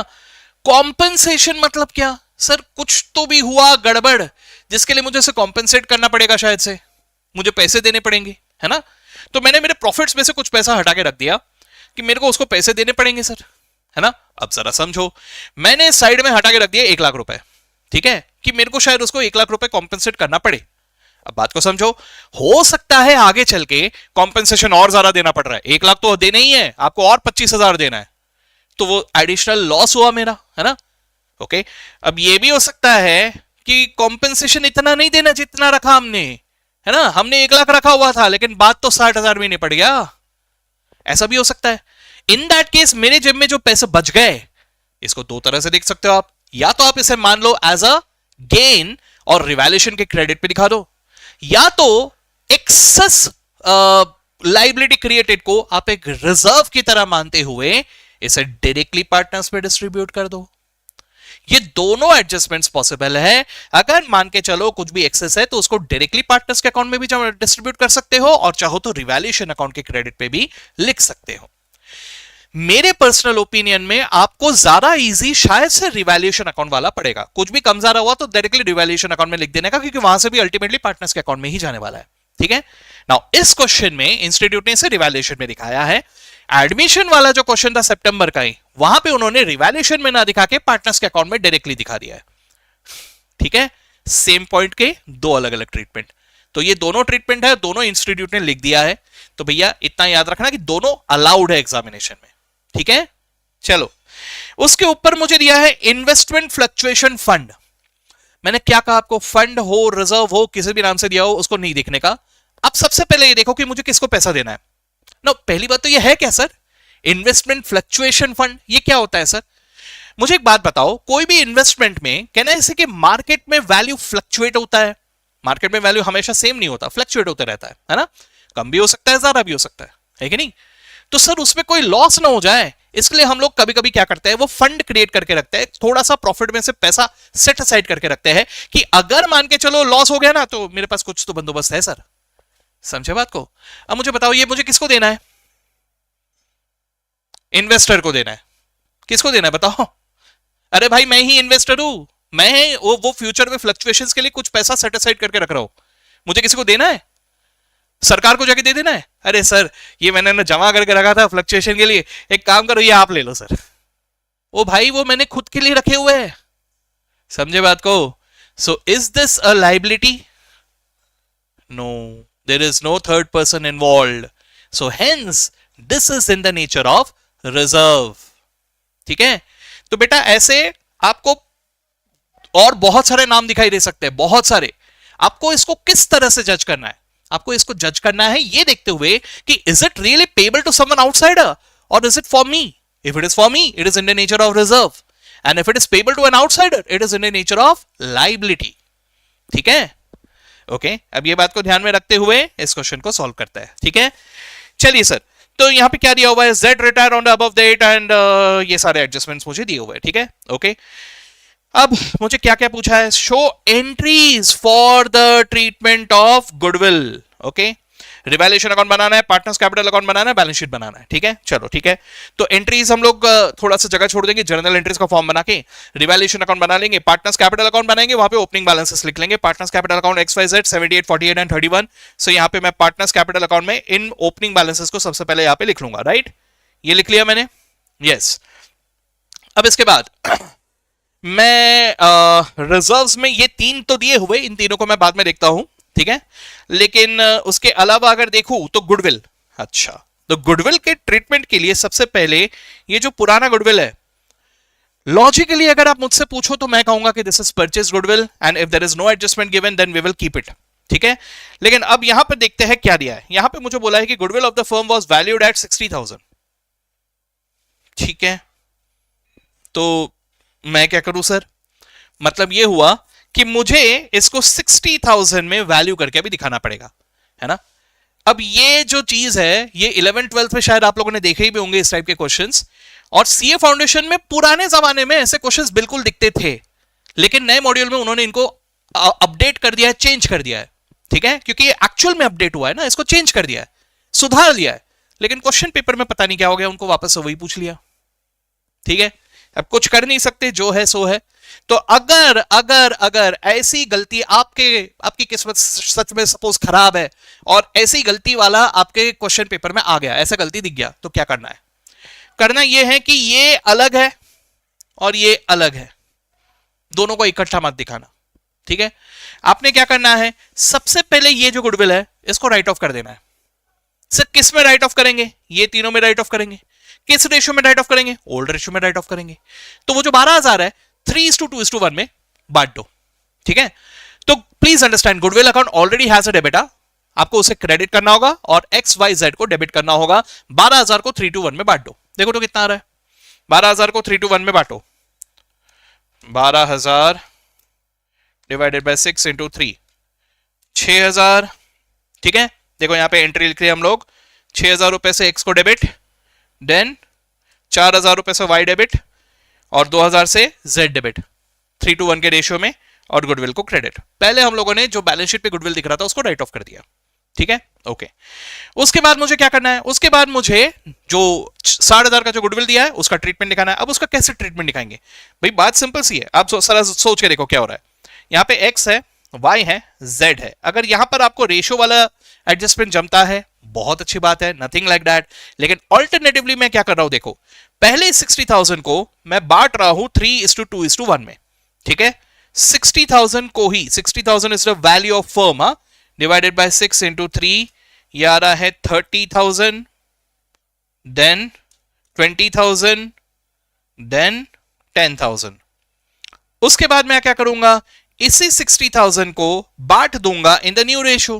Now is the new ratio given to me anywhere, देखो तो जरा, कौन रिटायर हो रहा है, जेड रिटायर हो रहा है। देखो यहां पर ने इन्होंने गलती किया है, ये वाई है, ओके, एक्स नहीं है, जेड रिटायर हो रहा है। तो मुझे न्यू रेशियो नहीं, यहां तो नहीं है, नहीं, न्यू रेशियो नहीं दिया है। न्यू रेशियो अगर नहीं दिया है तो जेड रिटायर हुआ तो उसका शेयर काट दो, new ratio has to be 3:2, ठीक है, यस सर। तो न्यू रेशियो इज 3:2, तो यही 60,000 को मैं 3:2 में बांट देता हूं। चलो बांट दो, 60,000 डिवाइडेड बाय 5 into 3, ये हो गया 36,000 एक्स का और 24,000 वाई का, ठीक है। जेड का हो जाएगा 0, राइट। तो इन दोनों को कंपेयर करके अब मुझे पता चल जाएगा what is the sacrifice oblique gain. So x का मुझे दिखाई दे रहा है गेन, 6,000 का गेन हो गया, ज्यादा मिल रहा है उसको। वाई को भी गेन हुआ, 20 की जगह 24, यानी 4,000 रुपए का गेन। और जेड बेचारा 10,000 मिलते थे, जीरो हो जाएंगे सर, तो इसका हो गया 10,000 रुपए का सैक्रिफाइस, है कि नहीं। तो गेनिंग पार्टनर से पैसे लेके सैक्रिफाइसिंग पार्टनर को मुझे दे देना है। तो मैं किसे डेबिट करूंगा, मैं एक्स और वाई के अकाउंट को डेबिट करूंगा by the amount of their gain 6,000 4,000, and Z को क्रेडिट करूंगा by the amount of his sacrifice, that is 10,000। यानी X account debit 6,000, Y account debit 4,000, to Z 10,000, ठीक है, yes. So this is all you need to see, this is all you will be doing. अगर ऐसा exam में आया तो इसमें कोई गड़बड़ नहीं है, दिस इज नॉर्मल। गड़बड़ इसमें है, लेकिन अब एग्जाम में अगर आया तो वैसा ही करने का, क्योंकि इंस्टीट्यूट का सॉल्यूशन देख के हमें समझ में आ गया कि वो क्या एक्सपेक्ट कर रहा है। वो एक्सपेक्ट कर रहा है कि अपडेट हो जाए या ना हो जाए, कुछ भी हो जाए, दुनिया कहां का कहां पहुंच जाए, हम पुराने जमाने के इसमें ही रहेंगे। तो वो चीज उन्होंने डाल के रखा है, this is absolutely wrong. Again, अगर आईसीआई प्रभु अगर आप मेरे इस वीडियो को देख रहे हैं, सर जी प्लीज, मैं आपको डिफेम करने की कोशिश नहीं कर रहा हूं, लेकिन एक बात आप खुद एक बार सोच के रखिए, देखिए sir, this is some mistake, this is a very very big mistake. और ऐसे गलतियां प्लीज अपने क्वेश्चंस में आप ना करें, और स्पेशली क्वेश्चन पेपर में तो ना ही करें, ठीक है, यस सर। चलिए आगे बढ़ता हूं मैं अभी। गुडविल हो गया। अब उसके बाद value of patents to be reduce by 20% and that of machine to 90%, ठीक है, रिवैल्यूएशन एडजस्टमेंट्स, राइट। चलिए सर, तो पेटेंट्स 20% है ना, 20% से रिड्यूस हो रहा है, तो पेटेंट्स का वैल्यू 30,000 है सर, इसे 20% से मुझे रिड्यूस करना है, ओके। 90,000 को 20% से रिड्यूस कर, सॉरी 30,000 को 20% से रिड्यूस करेंगे, यानी 6,000 से रिड्यूस करेंगे, राइट। तो रिवैल्यूएशन अकाउंट के डेबिट में, ओके, और पेटेंट्स का वैल्यू बैलेंस शीट में से एडजस्ट कर लिया जाएगा। देखिए यहां पे इन्होंने डायरेक्टली लिखा है, लेकिन आपको अलाउड नहीं है, आपको वो शो करना पड़ेगा, माइनस करके दिखाना पड़ेगा, समझे। आप ये नहीं बोल सकते उन्होंने ऐसा लिखा, अरे भाई वो कुछ भी कर सकते हैं, आपको अलाउड नहीं है, आपको लिखना पड़ेगा, ओके। हाँ, आगे देखो, उसके बाद मुझे दिखाई दे रहा है मशीन का 90% में लाना है, यानी 10% से रिड्यूस हो रहा है, राइट। तो 60,000 को 90% यानी 54,000 पे लिया ना, यानी 6,000 से रिड्यूस हो रहा है। तो सर रिवैल्यूएशन अकाउंट में ये 6,000 भी मुझे यहाँ पे डेबिट करने होंगे, और बैलेंस शीट में इसे 54,000 पे दिखाना होगा, 6,000 माइनस करके, ठीक है। उसके बाद provision for doubtful debts was to be raised to 10%, okay. Sir जी इसका मतलब क्या हुआ, जरा समझिए। डेटर्स अकाउंट 50,000 है ना बेटा। देखो इस क्वेश्चन में तो जरूरत नहीं है, लेकिन फिर भी मैं आप लोगों को एक सजेशन जरूर दूंगा। पहले आप देख लेना कि डेटर्स में किसी तरह का फर्दर बैड डेट्स या ऐसा कोई एडजस्टमेंट तो नहीं दिया है, पहले देख लेना उसे। Unrecorded debtors, further bad debts, ऐसा कुछ तो नहीं दिया है। देखो पूरे क्वेश्चन को पहले देख लेना, कभी कभी क्या होता है बाद के पॉइंट में एक हिडन कोई तो भी एक पॉइंट कवर होता है। तो मुझे डेटर्स से रिलेटेड कुछ दिख रहा है क्या, नहीं दिख रहा है, तो सर मेरा डेटर्स 50,000 का ही है, ये मत सोचना कि डेटर्स 46,000 का है, नहीं, डेटर्स 50,000 का है। ठीक है, अब मुझे कितना प्रोविजन रखने के लिए कहा गया है? मुझे कहा गया है 10% प्रोविजन रखना है। 10% ऑफ 50,000 होता है 5,000 रुपए, और प्रोविजन ऑलरेडी 4,000 है। सर मुझे प्रोविजन 5,000 का चाहिए, प्रोविजन ऑलरेडी 4,000 है, यानी मुझे और 1,000 रुपए का प्रोविजन क्रिएट करना होगा। तो इसके लिए मुझे क्या करना होगा? रिवैल्यूएशन अकाउंट में डेबिट करना होगा 1,000 रुपए, और प्रोविजन फॉर डाउटफुल डेट्स 5,000 पे पहुंच जाएगा। तो देखो यहां पे 50 में से 5 माइनस करके 45,000 दिखाया। ठीक है, यस। आगे देखते हैं। अब मुझे दिखाई दे रहा है liability on account of provident fund was only 6,000। अच्छा, प्रोविडेंट फंड के लिए हम लोगों ने 12,000 रखे हुए थे सर, ये 6,000 पे आ गया। This is a bit odd, क्योंकि प्रोविडेंट फंड एक स्टैट्यूटरी नेचर का फंड होता है। ये कम कैसे हो गया, ये मुझे हजम नहीं हो रहा, लेकिन ठीक है, जो क्वेश्चन में दिया उसको अपन डिबेट नहीं करेंगे उसमें। बट एनीवेज देखो क्या हुआ है सर, लाइबिलिटी है सर, लाइबिलिटी, हाँ, एम्प्लॉय को देना है लाइबिलिटी, लाइबिलिटी कम हो गया, 6,000 से कम हो गया, है ना। तो दो चीज कर सकते हो, या तो ये जो 6,000 कम हो गया फायदे की बात है तो इसको पार्टनर्स में बांट दो, ठीक है, डायरेक्टली। या दूसरा ये भी हो सकता है कि आप इसी 6,000 के फायदे को रिवैल्यूएशन में क्रेडिट कर दो। इस क्वेश्चन में इन्होंने इसे रिवैल्यूएशन में क्रेडिट कर दिया, ये देखिए यहां पे। ठीक है, ऑल्टरनेटिवली अगर आपने इस 6,000 को डायरेक्टली पीएसआर में पार्टनर्स में क्रेडिट कर दिया वो भी चलेगा, दोनों एकदम सही है। ठीक है, यस। अब ये हो गया एम्प्लॉइज प्रोविडेंट फंड। उसके बाद एम्प्लॉइज प्रोविडेंट फंड का बैलेंस भी चेंज हो जाएगा, 12,000 की जगह भी सिर्फ 6,000 नजर आएगा मेरे बैलेंस शीट में। तो बैलेंस शीट पे जब मैं ईपीएफ लिख रहा हूं तो ईपीएफ का वैल्यू लिख रहा हूं 6,000, ईपीएफ यानी एम्प्लॉइज प्रोविडेंट फंड। ठीक है, हाँ जी। उसके बाद नेक्स्ट मुझे दिया है liability for workman compensation to the extent of 6,000 is to be created, यानी मुझे और 6,000 का लाइबिलिटी क्रिएट करना पड़ेगा। तो सर वर्कमैन कॉम्पेंसेशन 12,000 था, 6,000 और क्रिएट करना है, यानी 18,000 कर देना है ना। और क्रिएट करना मतलब मेरे लिए लॉस हो गया, है ना, मुझे और प्रॉफिट्स में से सेट असाइड करना पड़ेगा। तो रिवैल्यूएशन के डेबिट में 6,000, और मेरे बैलेंस शीट में इसे मुझे दिखाना पड़ेगा एज 18,000। अब इसको लेके ना इन्होंने यहां पे एक एस्टेरिस्क मार्क दिया हुआ है 6,000 का, ये देखो यहां पे। अब ये क्यों दिया है इसके बारे में भी मैं आपको बता देता हूं। देखो यहां पे नोट में लिखा है कि it is assumed that workman's compensation is treated as a liability. ठीक है, अब यही देखने के बाद मुझे ऐसा लग रहा था, वही फील आ रहा था कि ये कहां से उठाया भाई, कोई पुरानी किताब से या 12th के बुक से तो नहीं ले लिया। ठीक है, क्योंकि workman is definitely an employ and उसकी तरफ जो चीज होता है वो लाइबिलिटी ही होता है, लेकिन उन्होंने यहाँ पर इसके बारे में क्लियरली लिखा हुआ है कि ऐसा ऐसा है। तो भाई साहब ठीक है, एनीवेज कभी कभी नहीं होता कि अगर मैंने ज्यादा रिजर्व क्रिएट कर लिया so that excess amount is to be treated as a reserve, इसके लिए वो लाइबिलिटी भी हो सकता है, रिजर्व भी हो सकता है, वैसा मानते हुए इस तरह से ये दिखाया है। तो भाई अभी उसको लेके ज्यादा मत सोचना, लेकिन normally speaking if you ask me, workman's compensation, employees provident fund, these are liabilities, क्योंकि you need to pay that money to someone outsider. अगर एडजस्टमेंट में कुछ दिया है तो उसके मुताबिक आपका उसका अलग ट्रीटमेंट दिखाना होगा, otherwise you need to keep it as it is. ठीक है, ये हो गया। अब ये हो जाने के बाद मुझे दिखाई दे रहा है Z took over the investment at market value. ठीक है, ओके, इन्वेस्टमेंट्स का 25,000 का वैल्यू था, लेकिन मार्केट वैल्यू 27,600 था। तो 27,600 में Z ने इसे टेक ओवर कर लिया। सो Z account debit bye 27,600, investment credit by 25,000, और बचा हुआ 2,600 प्रॉफिट, राइट। तो मैं Z के अकाउंट में डेबिट पे लिख देता हूं 27,600। कहा है भाई Z के अकाउंट के डेबिट में, ये रहा 27,600। ठीक है, ये हम लोगों ने डेबिट कर दिया। अच्छा, मैंने गुडविल का यहाँ पे टिक नहीं किया था, मैं वो भी कर देता हूं, गुडविल का जो अमाउंट है ना। यस, तो ये और फिर ये इधर, ये भी गुडविल का ही एडजस्टमेंट था। हाँ, इसको मैं ऐसे टिक कर दे रहा हूं अभी, है ना। यस सर, और 27,600 रिवैल्यूएशन अकाउंट के क्रेडिट पे, रिवैल्यूएशन का है, ये रहा रिवैल्यूएशन, यहां पर 27,600 नहीं 2,600 रिवैल्यूएशन के क्रेडिट पे। ठीक है, द प्रॉफिट। Yes sir. अब उसके बाद ये हो गया। उसके बाद amount due to Z is settled. Okay, अभी तो सेटलमेंट की बात आ रही है, लेकिन उससे पहले मैं आना चाहता हूं इसमें इन्वेस्टमेंट फ्लक्चुएशन फंड। मैंने पहले ही कहा था कि इसको हम लोग होल्ड पे रखेंगे, है ना। देखो वर्कमैन कॉम्पेंसेशन के बारे में दिया है, एम्प्लॉइज प्रोविडेंट फंड के बारे में दिया है, लेकिन इन्वेस्टमेंट फ्लक्चुएशन फंड के बारे में कोई इंफॉर्मेशन नहीं है। तो बात को समझो, अगर कोई इंफॉर्मेशन नहीं है तो मैं इसे ऐसे ही रखता, लेकिन पॉइंट यह है कि अभी एक चेंज आ रहा है, हमारा एक पार्टनर टाटा बोल के जा रहा है ना। अब जरा सोचो भाई, ये जो फंड बना हुआ था ये किसी आउटसाइडर का तो देना था नहीं, यानी हमारे पास ही किसी गुल्लक में रखा हुआ था, है कि नहीं, पिगी बैंक में रखा हुआ था। ओके, अब यहां पर जिस प्रॉफिट में से ये पैसा रखा हुआ था, इसमें एक्स का भी हिस्सा था, वाई का भी हिस्सा था, और जेड का भी हिस्सा था, जो जमा करके रखा हुआ है हम लोगों ने, है ना। अब हो ये रहा है कि जेड जा रहा है। ओके, ये पैसे किसी आउटसाइडर को नहीं देना है, तो जेड का ये नहीं कहेगा कि ओ भाई उसमें जो मेरा हक का पैसा है मेरे को वापस दो। So please understand, investment fluctuation fund किसी और को नहीं देना है, so it is now in the nature of reserve. तो आपको इस अमाउंट को पार्टनर्स में बिल्कुल रिजर्व की तरह ही डिस्ट्रीब्यूट कर देना है। ठीक है, तो ये 6000 को नॉर्मल प्रॉफिट शेयरिंग रेशियो में बांट दो। ऑल्टरनेटिवली अगर इसको भी आपने रिवैल्यूएशन में लिख दिया तो भी चलेगा, कोई प्रॉब्लम नहीं। ठीक है, तो ये को इसको अगर 3:2:1 में बांट दिया तो ये आ गया यहां पर। ठीक है, अब ये सब हो जाने के बाद आपको रिवैल्यूएशन अकाउंट का बैलेंस ढूंढ के निकालना है। बैलेंस आ रहा है 10,400 का लॉस, इसे भी ट्रांसफर कर देना पार्टनर्स के अकाउंट में। रिवैल्यूएशन लॉस यहां पे डाल दिया हम लोगों ने। ठीक है, ये सब कर लेने के बाद अब मुझे सबसे पहले रिटायरिंग पार्टनर के अकाउंट को सेटल करना है। तो रिटायरिंग पार्टनर यानी amount due to Z is to be settled on a following basis: 50% on retirement, 50% of the balance within 1 year and a balance by a bill of exchange. ठीक है, without interest. ठीक है, okay.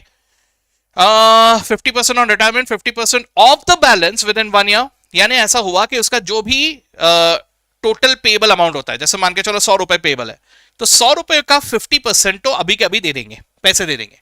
बचा 50%, ये बचे हुए 50% का 50% यानी बेसिकली 25% हिस्सा, that will be given after 1 year.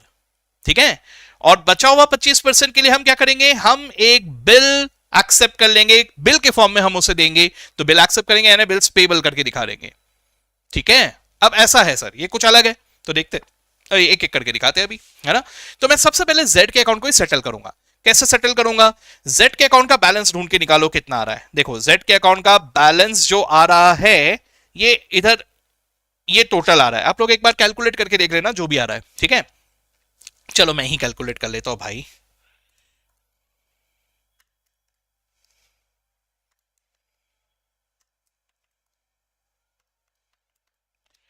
शायद 10,667 आ रहा है बैलेंस, आ रहा है 10,667, है ना। ओके, सो 10,667 का आधा तो अभी दे दिया जाएगा, यानी 5,334। ठीक है, तो ये बैंक में हम लोगों ने दे दिया। ठीक है, अब हमें बैंक अकाउंट पूछा नहीं है, इसलिए please note that the bank balance will change. इसके लिए अगर आप लोग एक अलग से वर्किंग नोट बना लो तो सबसे अच्छी बात है। ठीक है, एनीवेज पूछा था क्या, नहीं नहीं पूछा था। ये हुआ। अब जो बचा हुआ है, जो भी बैलेंस बचा है, कितना बैलेंस बचा है 5,333 या जो भी है ना, उसका आधा आधा कर दो। ठीक है, आधा हम एक लोन के फॉर्म में दिखाएंगे अभी, क्योंकि वो 1 साल बाद देने का है। तो आधा जो है यानी 25% of the total money payable ये ट्रांसफर कर दिया उसके लोन अकाउंट में, और बचा हुआ आधा हम लोगों ने बिल्स पेबल के फॉर्म में दिखा दिया, जो कि 3 महीने बाद उसे देना है, 3 महीने का बिल्स पेबल, बस इतना है। तो ये तीनों मुझे मेरे बैलेंस शीट पे भी इनका इफेक्ट दिखाना पड़ेगा। तो बैलेंस शीट पे बैंक बैलेंस तो मैंने कम कर दिया, साथ ही साथ जेड का लोन दिखा दिया, और उसके अलावा ये बिल्स पेबल भी दिखा दिया। ठीक है इजी, है ना, राइट। तो ये होने के बाद उसके बाद मुझे कोई कैपिटल एडजस्टमेंट भी कहा है क्या, नहीं सर कोई कैपिटल एडजस्टमेंट नहीं कहा है। तो सीधा सीधा मुझे अभी पार्टनर्स के कैपिटल अकाउंट का बैलेंस ढूंढ के निकालना है, ये बैलेंसेस को as it is balance sheet पे लिखना है। ठीक है, और उसके बाद वही चीज वापस से मुझे बैलेंस शीट को रेफर करते हुए देखना है कि किसी आइटम के बारे में is there no information, if there is no information it will remain as it is, like trade creditors, no information was there it will remain as it is. तो उसको यहां पे लिख देना as it is.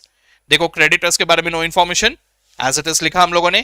Closing stock के बारे में no information, as it is लिखा हम लोगों ने, बस बैलेंस शीट विल टैली। ठीक है, so that was a very important discussion in my opinion, जिसकी वजह से मैंने इस क्वेश्चन को कवर अप किया। ठीक है, अब आगे का क्वेश्चन देखते हैं, चलिए। ओके, अब आ जाते हैं अगले क्वेश्चन में। अगला क्वेश्चन मैंने मॉड्यूल से लिया हुआ है। Now this is a very very important question, मतलब मॉड्यूल में कुछ क्वेश्चंस है जो मेरे हिसाब से अगर मैंने इन्हें टॉप 5 में कंसिडर नहीं किया बहुत गलत हो जाएगा। ये क्वेश्चंस मस्ट डू क्वेश्चंस है। तो उनमें से एक क्वेश्चन में हम लोग आते हैं, पेज नंबर 10.131 के इलस्ट्रेशन नंबर 2 में हूं मैं। ठीक है, क्वेश्चन कुछ इस तरह का है, FG&K were partners in NLP sharing profits and losses at 2:2:1।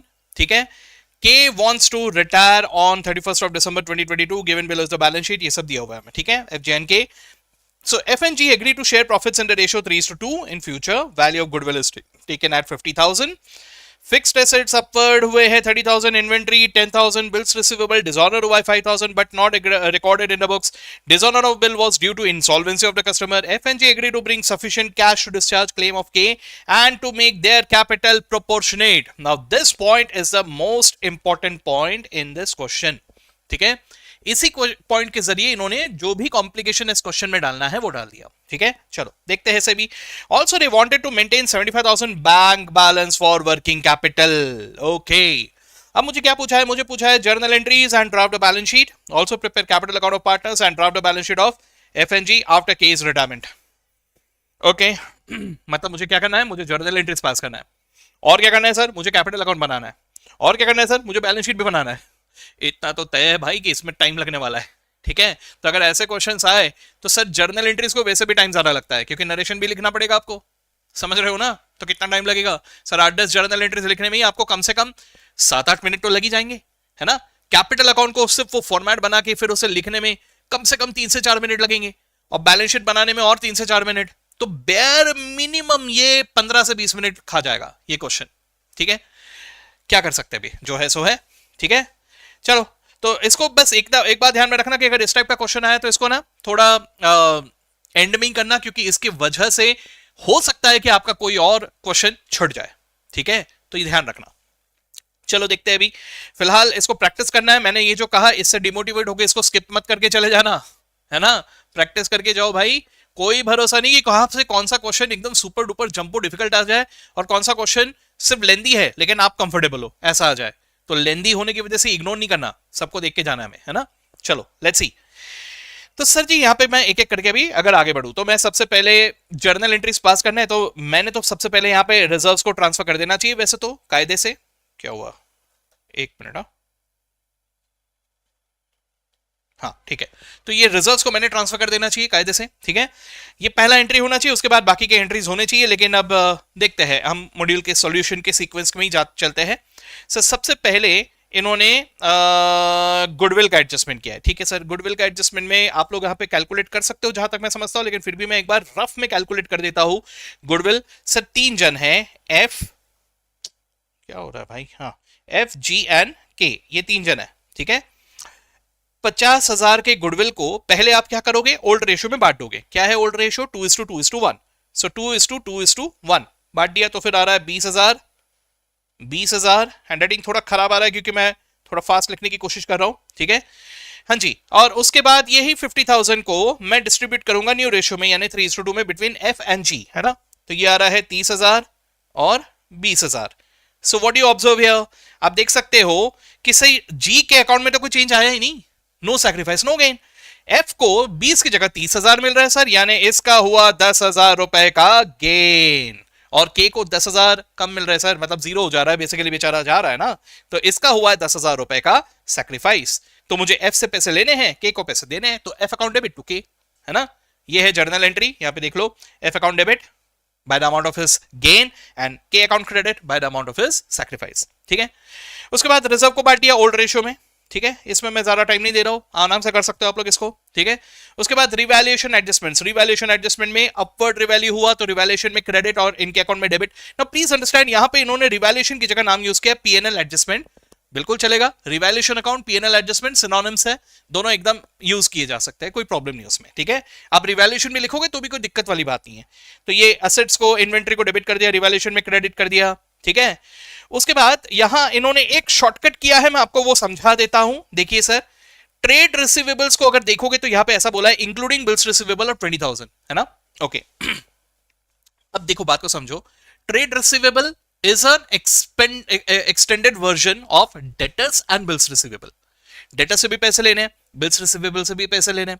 अब इन दोनों को कंबाइन करके हम लोग इसे अकाउंट रिसीवेबल या ट्रेड रिसीवेबल कह सकते हैं। ठीक है, ओके सर। तो यहां पर टोटल 70,000 है, जिसमें से 20,000 के बिल्स रिसीवेबल है, लेकिन वो सभी 20,000 के बारे में मुझे कुछ नहीं बोला है अभी, मुझे सिर्फ एक बिल के बारे में बोला है जो कि 5,000 रुपए का है, और ये बिल डिसऑनर हुआ है। नॉर्मली स्पीकिंग बिल डिसऑनर की जर्नल एंट्री क्या होती है? बिल डिसऑनर की जर्नल एंट्री होती है debtors account debit to bills receivable, है ना? अब डेटर्स को भी ट्रेड रिसीवेबल में ही काउंट किया है, बिल्स रिसीवेबल को भी ट्रेड रिसीवेबल में ही काउंट किया है, तो इफेक्टिवली क्या होगा? Trade receivable to trade receivable. So एक तरफ से देखो तो वो 5,000 के डिसऑनर का कोई इफेक्ट नहीं होगा, डिसऑनर के एंट्री का ट्रेड रिसीवेबल में कोई इफेक्ट नहीं होगा। हाँ, लेकिन उसके बाद जो ये सेंटेंस दिया है ना, due to insolvency of the customer, यहां फर्क पड़ेगा। इंसॉल्वेंसी मतलब ये पैसे डूब गए, है ना? तो डूबने की एंट्री क्या होती है? Bad debts. तो bad debts account debit to debtors, ऐसे ही करते हैं ना हम लोग। तो sir bad debts to debtors यानी ट्रेड रिसीवेबल को क्रेडिट होगा और बैड डेट्स यानी पीएनएल एडजस्टमेंट में डेबिट होगा, है ना। तो ये वाला इन्होंने डायरेक्टली यहां पर एडजस्ट कर लिया, इन्होंने डिसऑनर की एंट्री नहीं किया, इन्होंने डायरेक्टली एडजस्ट कर लिया यही वाला बैड डेट्स अकाउंट डेबिट यानी PNL adjustment debit to trade receivable. ठीक है, मेरे पर्सनल ओपिनियन में आप लोगों ने पहले एक इफेक्ट दिखाना चाहिए था यहां पर जो कि ट्रेड रिसीवेबल डिसऑनर का है, सॉरी बिल्स रिसीवेबल डिसऑनर का है, लेकिन शायद उन्होंने इसे इसलिए नहीं दिखाया क्योंकि दोनों को उन्होंने ट्रेड रिसीवेबल में ही कंसिडर किया हुआ है, इसीलिए शायद उन्होंने नहीं दिखाया। तो उसको भी अगर दिखाओ तो कुछ गलत नहीं है और उसके बाद आप लोगों ने ये बैड डेट्स की एंट्री करनी चाहिए। इन दैट केस फ्लो में समझ में आता है कि क्या किया। ठीक है, एनीवेज ये डायरेक्टली भी किया तो भी कोई हर्ज नहीं है, चलता है वो भी। ओके, आगे उसके बाद ये एडजस्ट कर रहे हैं अपने कैपिटल को, है ना। ओके, अब यहां पर आ जाता है हमारा मेन एडजस्टमेंट। ठीक है, इनका कैपिटल अकाउंट एडजस्टमेंट। अच्छा, ये डिवैल्यूएशन लॉस आ रहा है, इसको ट्रांसफर कर दिया इन तीनों में। ठीक है, ओके, अब मेन वाले एडजस्टमेंट में हम लोग आ जाते हैं। मेन वाले एडजस्टमेंट के लिए मुझे क्या करना है, देखो बैंक बैलेंस अगर मैं बैंक अकाउंट बनाऊं, ओपनिंग बैलेंस 50,000 है, ठीक है, क्लोजिंग बैलेंस 75,000 रखना है, ये दोनों मुझे पता है। ठीक है, ओके, अब मुझे क्या करना है, मुझे बैलेंस शीट बना के एक बार देखना है कि what is now the balancing figure. सबसे पहले वो देखना है। कैसे करूंगा सर, जो भी रिवैल्यूएशन के बाद एसेट्स है, इन्वेंट्री है, ये सबको लिख दूंगा मैं यहाँ पे, ट्रेड रिसीवेबल रिवैल्यूड लिख दिया मैंने, बैंक बैलेंस क्लोजिंग बैलेंस तो मुझे पता ही है 75,000 इतना होना चाहिए। So this means this is the total of the asset side, और अगर ये एसेट साइड का टोटल है this should be the liability side total, है ना। मुझे ट्रेड रिसीवेबल्स के सॉरी ट्रेड पेबल्स के बारे में कोई इंफॉर्मेशन नहीं, I will write it as it is. ठीक है, सो सर यहां अब जो ये बैलेंसिंग फिगर आएगा that should be the balance of capital. ठीक है, लेकिन हाँ एक और बात हमें ध्यान में रखना है कि सर पहले अलविदा कह दो सर, जो रिटायरिंग पार्टनर है के जा रहा है, के को वापस भेज देते सर, तो के अकाउंट का जो बैलेंस आएगा this 79,000 is also to be paid, ऐसा मुझे बोला गया है ना। तो मैं बैंक अकाउंट में ये 79,000 का पेमेंट दिखा देता हूं। ओके, अब अगर आप ध्यान से देखोगे ना तो ये यहां पर जो बैलेंसिंग फिगर आएगा बैलेंस शीट का, ये टोटल देखना कितना आ रहा है, कैसे निकालोगे, 3,80,000 में से ये 50,000 माइनस करो। Basically what you are doing is you are applying the accounting equation, capital plus liability is equal to asset, so capital is equal to asset minus liability. तो एसेट्स मालूम है, लायबिलिटी मालूम है, कैपिटल नहीं मालूम, capital मिल जाएगा as a balancing figure. अगर आप ध्यान से देखोगे तो ये वाला जो बैलेंस आ रहा है ये बैंक के बैलेंस के साथ हमें आपका सॉरी यहां से बैच नहीं करेगा, सॉरी माय मिस्टेक, रिपीट, वापस आ रहा हूं मैं। ये जो बैलेंस आ रहा है this is the closing balance of capital, this is the closing balance of capital. तो आप पार्टनर्स के कैपिटल अकाउंट में इसे लिख दो पहले closing balance, this is the closing balance, है ना। मतलब मैंने क्या किया, देखो बैलेंस शीट बनाया, बैलेंस शीट में असेट्स में से लायबिलिटीज माइनस करके कैपिटल बैलेंसिंग फिगर करके निकाल लिया। अब इस कैपिटल को मुझे प्रॉफिट शेयरिंग रेशियो में रखने का है, 3:2 में रखने का है, तो 3:2 में डिवाइड किया तो ये वाले अमाउंट मिल जाएंगे 198 एंड 132। ये होने चाहिए इन दोनों के क्लोजिंग बैलेंस 198 एंड 332। ठीक है, अब अगर आप इनके कैपिटल अकाउंट का फाइनल बैलेंस देखोगे तो वो फाइनल बैलेंस ये ऐसा आएगा 70 और 34। मतलब इसके पहले वाले क्वेश्चन में जैसा किया था वैसा ही ये जो फाइनल बैलेंस आ रहा है this is the money that individually F and G will be bringing in, और ये बैलेंस और बैंक का ये जो बैलेंस है ये दोनों आपको बिल्कुल मैच करता नजर आएगा। अब यहां पे गलती क्या होगी मैं बताता हूं आपको। गलती ये होगी कि आप बैंक अकाउंट का बैलेंस निकालोगे, एज्यूम करोगे कि ये पैसे 3:2 में लाना है और उसके हिसाब से डिवाइड कर दोगे और फिर सब कुछ गड़बड़ करोगे। तो भैया ऐसा नहीं है कि जो बैंक का बैलेंस है वो 3:2 में जा रहा है, क्लोजिंग बैलेंस को 3:2 में रखना है कैपिटल के, ये ध्यान रखना है। तो इसलिए पहले मैंने क्या किया, मेरे पास बैलेंस शीट पे सारे एसेट्स दिए हुए थे, लायबिलिटीज दिया हुआ था, तो मैंने पहले टोटल कैपिटल निकाला। अब वो टोटल कैपिटल पीएसआर में होना चाहिए तो मैंने उसे पीएसआर में डिवाइड किया, hence I got the closing balance. अब जो पार्टनर्स के अकाउंट में बैलेंस आ रहा है this is the money to be brought in by the continuing partners, और यही बैलेंस मैंने बैंक में लिखा एंड मेरा bank account now will tally. मतलब एग्जैक्टली डिसोल्यूशन में कुछ ऐसे ही करते हो आप लोग, वही चीज यहां पे भी करना है, शॉर्टकट। ठीक है, याद रखना एग्जामिनेशन में इस तरह के क्वेश्चंस को लिख के प्रैक्टिस करके जाना आपके लिए बहुत ज्यादा जरूरी है, नहीं तो फिर टाइम लगेगा और दूसरी बात सोचने में भी वक्त लगता है ना। तो अगर ये पहली बार एग्जामिनेशन में देख रहे हो आप इस टाइप का कोई क्वेश्चन, तो आपको सोचने में जितना वक्त लगेगा ना, पहले 15-20 मिनट खाएगा, सोचने में और टाइम लगेगा तो ये आधा घंटा खा जाएगा। और अगर ऐसा हुआ तो भाई साहब लिख के ले लो, 3 घंटे में पेपर कंप्लीट नहीं होने वाला। ठीक है, सो ये चैलेंज आपके सामने रहेगा बेटा। आपको पार्टनरशिप के 2 क्वेश्चंस दिखेंगे एग्जाम में, कंपनी के 2 क्वेश्चंस दिखेंगे आपको एग्जाम में, जो कि टाइम कंज्यूमिंग होते हैं, आपको भी पता है। ठीक है, इसके अलावा सिंगल एंट्री का 1 क्वेश्चन कम से कम दिखेगा आपको, एनपीओ दिखेगा, फाइनल अकाउंट्स दिखेगा, रेक्टिफिकेशन दिखेगा, बीआरएस दिखेगा। भाई साहब एक बार सोच के देखो, अगर आप आधा आधा घंटा एक एक क्वेश्चन को लगा रहे हो तो 3 घंटे क्या 4 घंटे में भी कंप्लीट नहीं हो सकता। फिर कंप्लेन करते रहो कि पेपर लेंदी आया था। पेपर लेंदी नहीं आएगा, आपको स्पीड बढ़ाना होगा। Getting me? पेपर ऐसा ही आने वाला है। दिस इज सीए फाउंडेशन, इसमें ऐसा ही पेपर आएगा। आपको अपनी तैयारी को अपग्रेड करना पड़ेगा। आप अगर बच्चों वाली तैयारी से जाओगे तो मार खाओगे, है ना? तो थोड़ा अच्छे से इसको प्रैक्टिस करना बहुत बहुत बहुत ज्यादा जरूरी है। ठीक है, so that was this question. ठीक है, 1 घंटे के आसपास में ही हम लोगों ने 3 क्वेश्चन सॉल्व कर लिए। अगला क्वेश्चन भी मैंने मॉड्यूल से ही लिया हुआ है, जल्दी से आ जाओ पेज नंबर 10.137 इलस्ट्रेशन नंबर 4 में। ठीक है, ये क्वेश्चन भी बहुत ज्यादा इंपॉर्टेंट है। ये भी रिटायरमेंट और एडमिशन दोनों का मिक्स क्वेश्चन है। ठीक है, मैं थोड़ा सा इसमें फास्ट जा रहा हूं, ठीक है, ताकि आप लोग ज्यादा टाइम यहां पे आपका वेस्ट ना हो। देखो यहां पे क्या दिया हुआ है। सबसे पहले KLM are partner sharing profits and losses in the ratio 5:3:2 due to illness L wanted to retire from the firm and admit his son N in his place. तो L जा रहा है, उसकी जगह N आ रहा है। ठीक है, ओके। अब मुझे ये सब चीजें दिए हुए हैं, यहां पे रिजर्व भी दिया हुआ है। ठीक है, on retirement of L assets were revalued, furniture 10,000, inventory 30,000, ये सब रिवैल्यूएशन दिए हुए है। फिर मुझे यहां पे दिया है कि 50% of the amount due to L was paid off in cash and the balance was retained in a firm as capital of N। तो मुझे क्या करना होगा? मुझे L के अकाउंट को सेटल करना होगा, बैलेंस निकालना होगा। जो भी बैलेंस आ रहा है उसका आधा हम उसे दे देंगे और बचा हुआ आधा हम मान के चलेंगे N का कैपिटल, यानी N अलग से कुछ लेके नहीं आ रहा है। जो L के कैपिटल का फाइनल बैलेंस है उसका आधा will be transfer to N's capital. बहुत आसान है, L के कैपिटल को डेबिट, N के कैपिटल को क्रेडिट, सिंपल। ठीक है, यस सर। अब आते हैं इसमें। On admission of the new partner goodwill was to be valued at 50,000। ठीक है, partner are being paid off their extra balances to make capital proportionate by keeping N's capital as base, you are required to give so and so. ठीक है, तो sir journal entries पूछा है, फिर से balance sheet पूछा है, फिर से कैपिटल अकाउंट पूछा है। ठीक है, ये भी टाइम कंज्यूमिंग क्वेश्चन है, अब जो है सो है। ठीक है, ओके। तो यहां पे भी किस तरह से मुझे इसका एडजस्टमेंट दिखाना है। ठीक है, अब यहाँ पे फ्लो एक तय कर लेना, उसके हिसाब से करना आप लोग। देखिए मैं मॉड्यूल के सॉल्यूशन को दिखा रहा हूं, इसलिए मैं मॉड्यूल के फ्लो में ही जा रहा हूं। तो मॉड्यूल ने सबसे पहले क्या किया? रिवैल्यूएशन एडजस्टमेंट्स दिखाए, फिर से इन्होंने पीएनएल एडजस्टमेंट यूज किया। आप रिवैल्यूएशन भी यूज कर सकते हो, दोनों चलते हैं।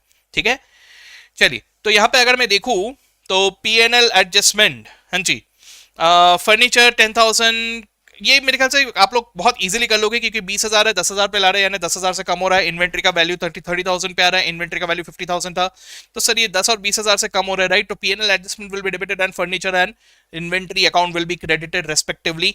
ठीक है, और कोई रिवैल्यूएशन एडजस्टमेंट मुझे वहां पे दिखाई दे नहीं रहा। ठीक है, तो जो भी रिवैल्यूएशन का बैलेंस है उनको डायरेक्टली उन्होंने ट्रांसफर कर दिया है। ये लॉस आ रहा है जिसको ट्रांसफर कर दिया गया है के, एल और एम यानी पुराने पार्टनर्स में in their old profit sharing ratio. ठीक है, ये हो गया। रिजर्व को बांट देंगे ओल्ड प्रॉफिट शेयरिंग रेशियो में, 50,000 को ओल्ड प्रॉफिट शेयरिंग रेशियो में बांट दिया बिटवीन ऑल ऑफ देम, के, एल और एम में। ठीक है, ये हो गया। अब इसके बाद गुडविल का एडजस्टमेंट। गुडविल के एडजस्टमेंट में क्या हो रहा है? Let's try to understand this. Sir जी मुझे रेशियो के बारे में कुछ कहा गया है क्या? सर ओल्ड रेशियो 5:3:2 था। ठीक है, न्यू रेशियो के बारे में कुछ बोला है? चेंज हो रहा है? नहीं ना। देखो भाई क्या हो रहा है कि देयर वर 3 पार्टनर्स, के, एल और एम, ये 3 पार्टनर थे, है ना? ये 3 पार्टनर में एल जा रहा है और इसकी जगह एन आ रहा है, ऐसा बोला है ना? तो सर जी बात को समझने की कोशिश कीजिए, इनका रेशियो अभी भी वही है, 5:3:2। के और एम के रेशियो में कोई चेंज नहीं हुआ, बस फर्क ये पड़ा कि एल की जगह ये एन आ गया। तो बात को समझो, is K and M sacrificing here anything? No, they are neither sacrificing nor gaining.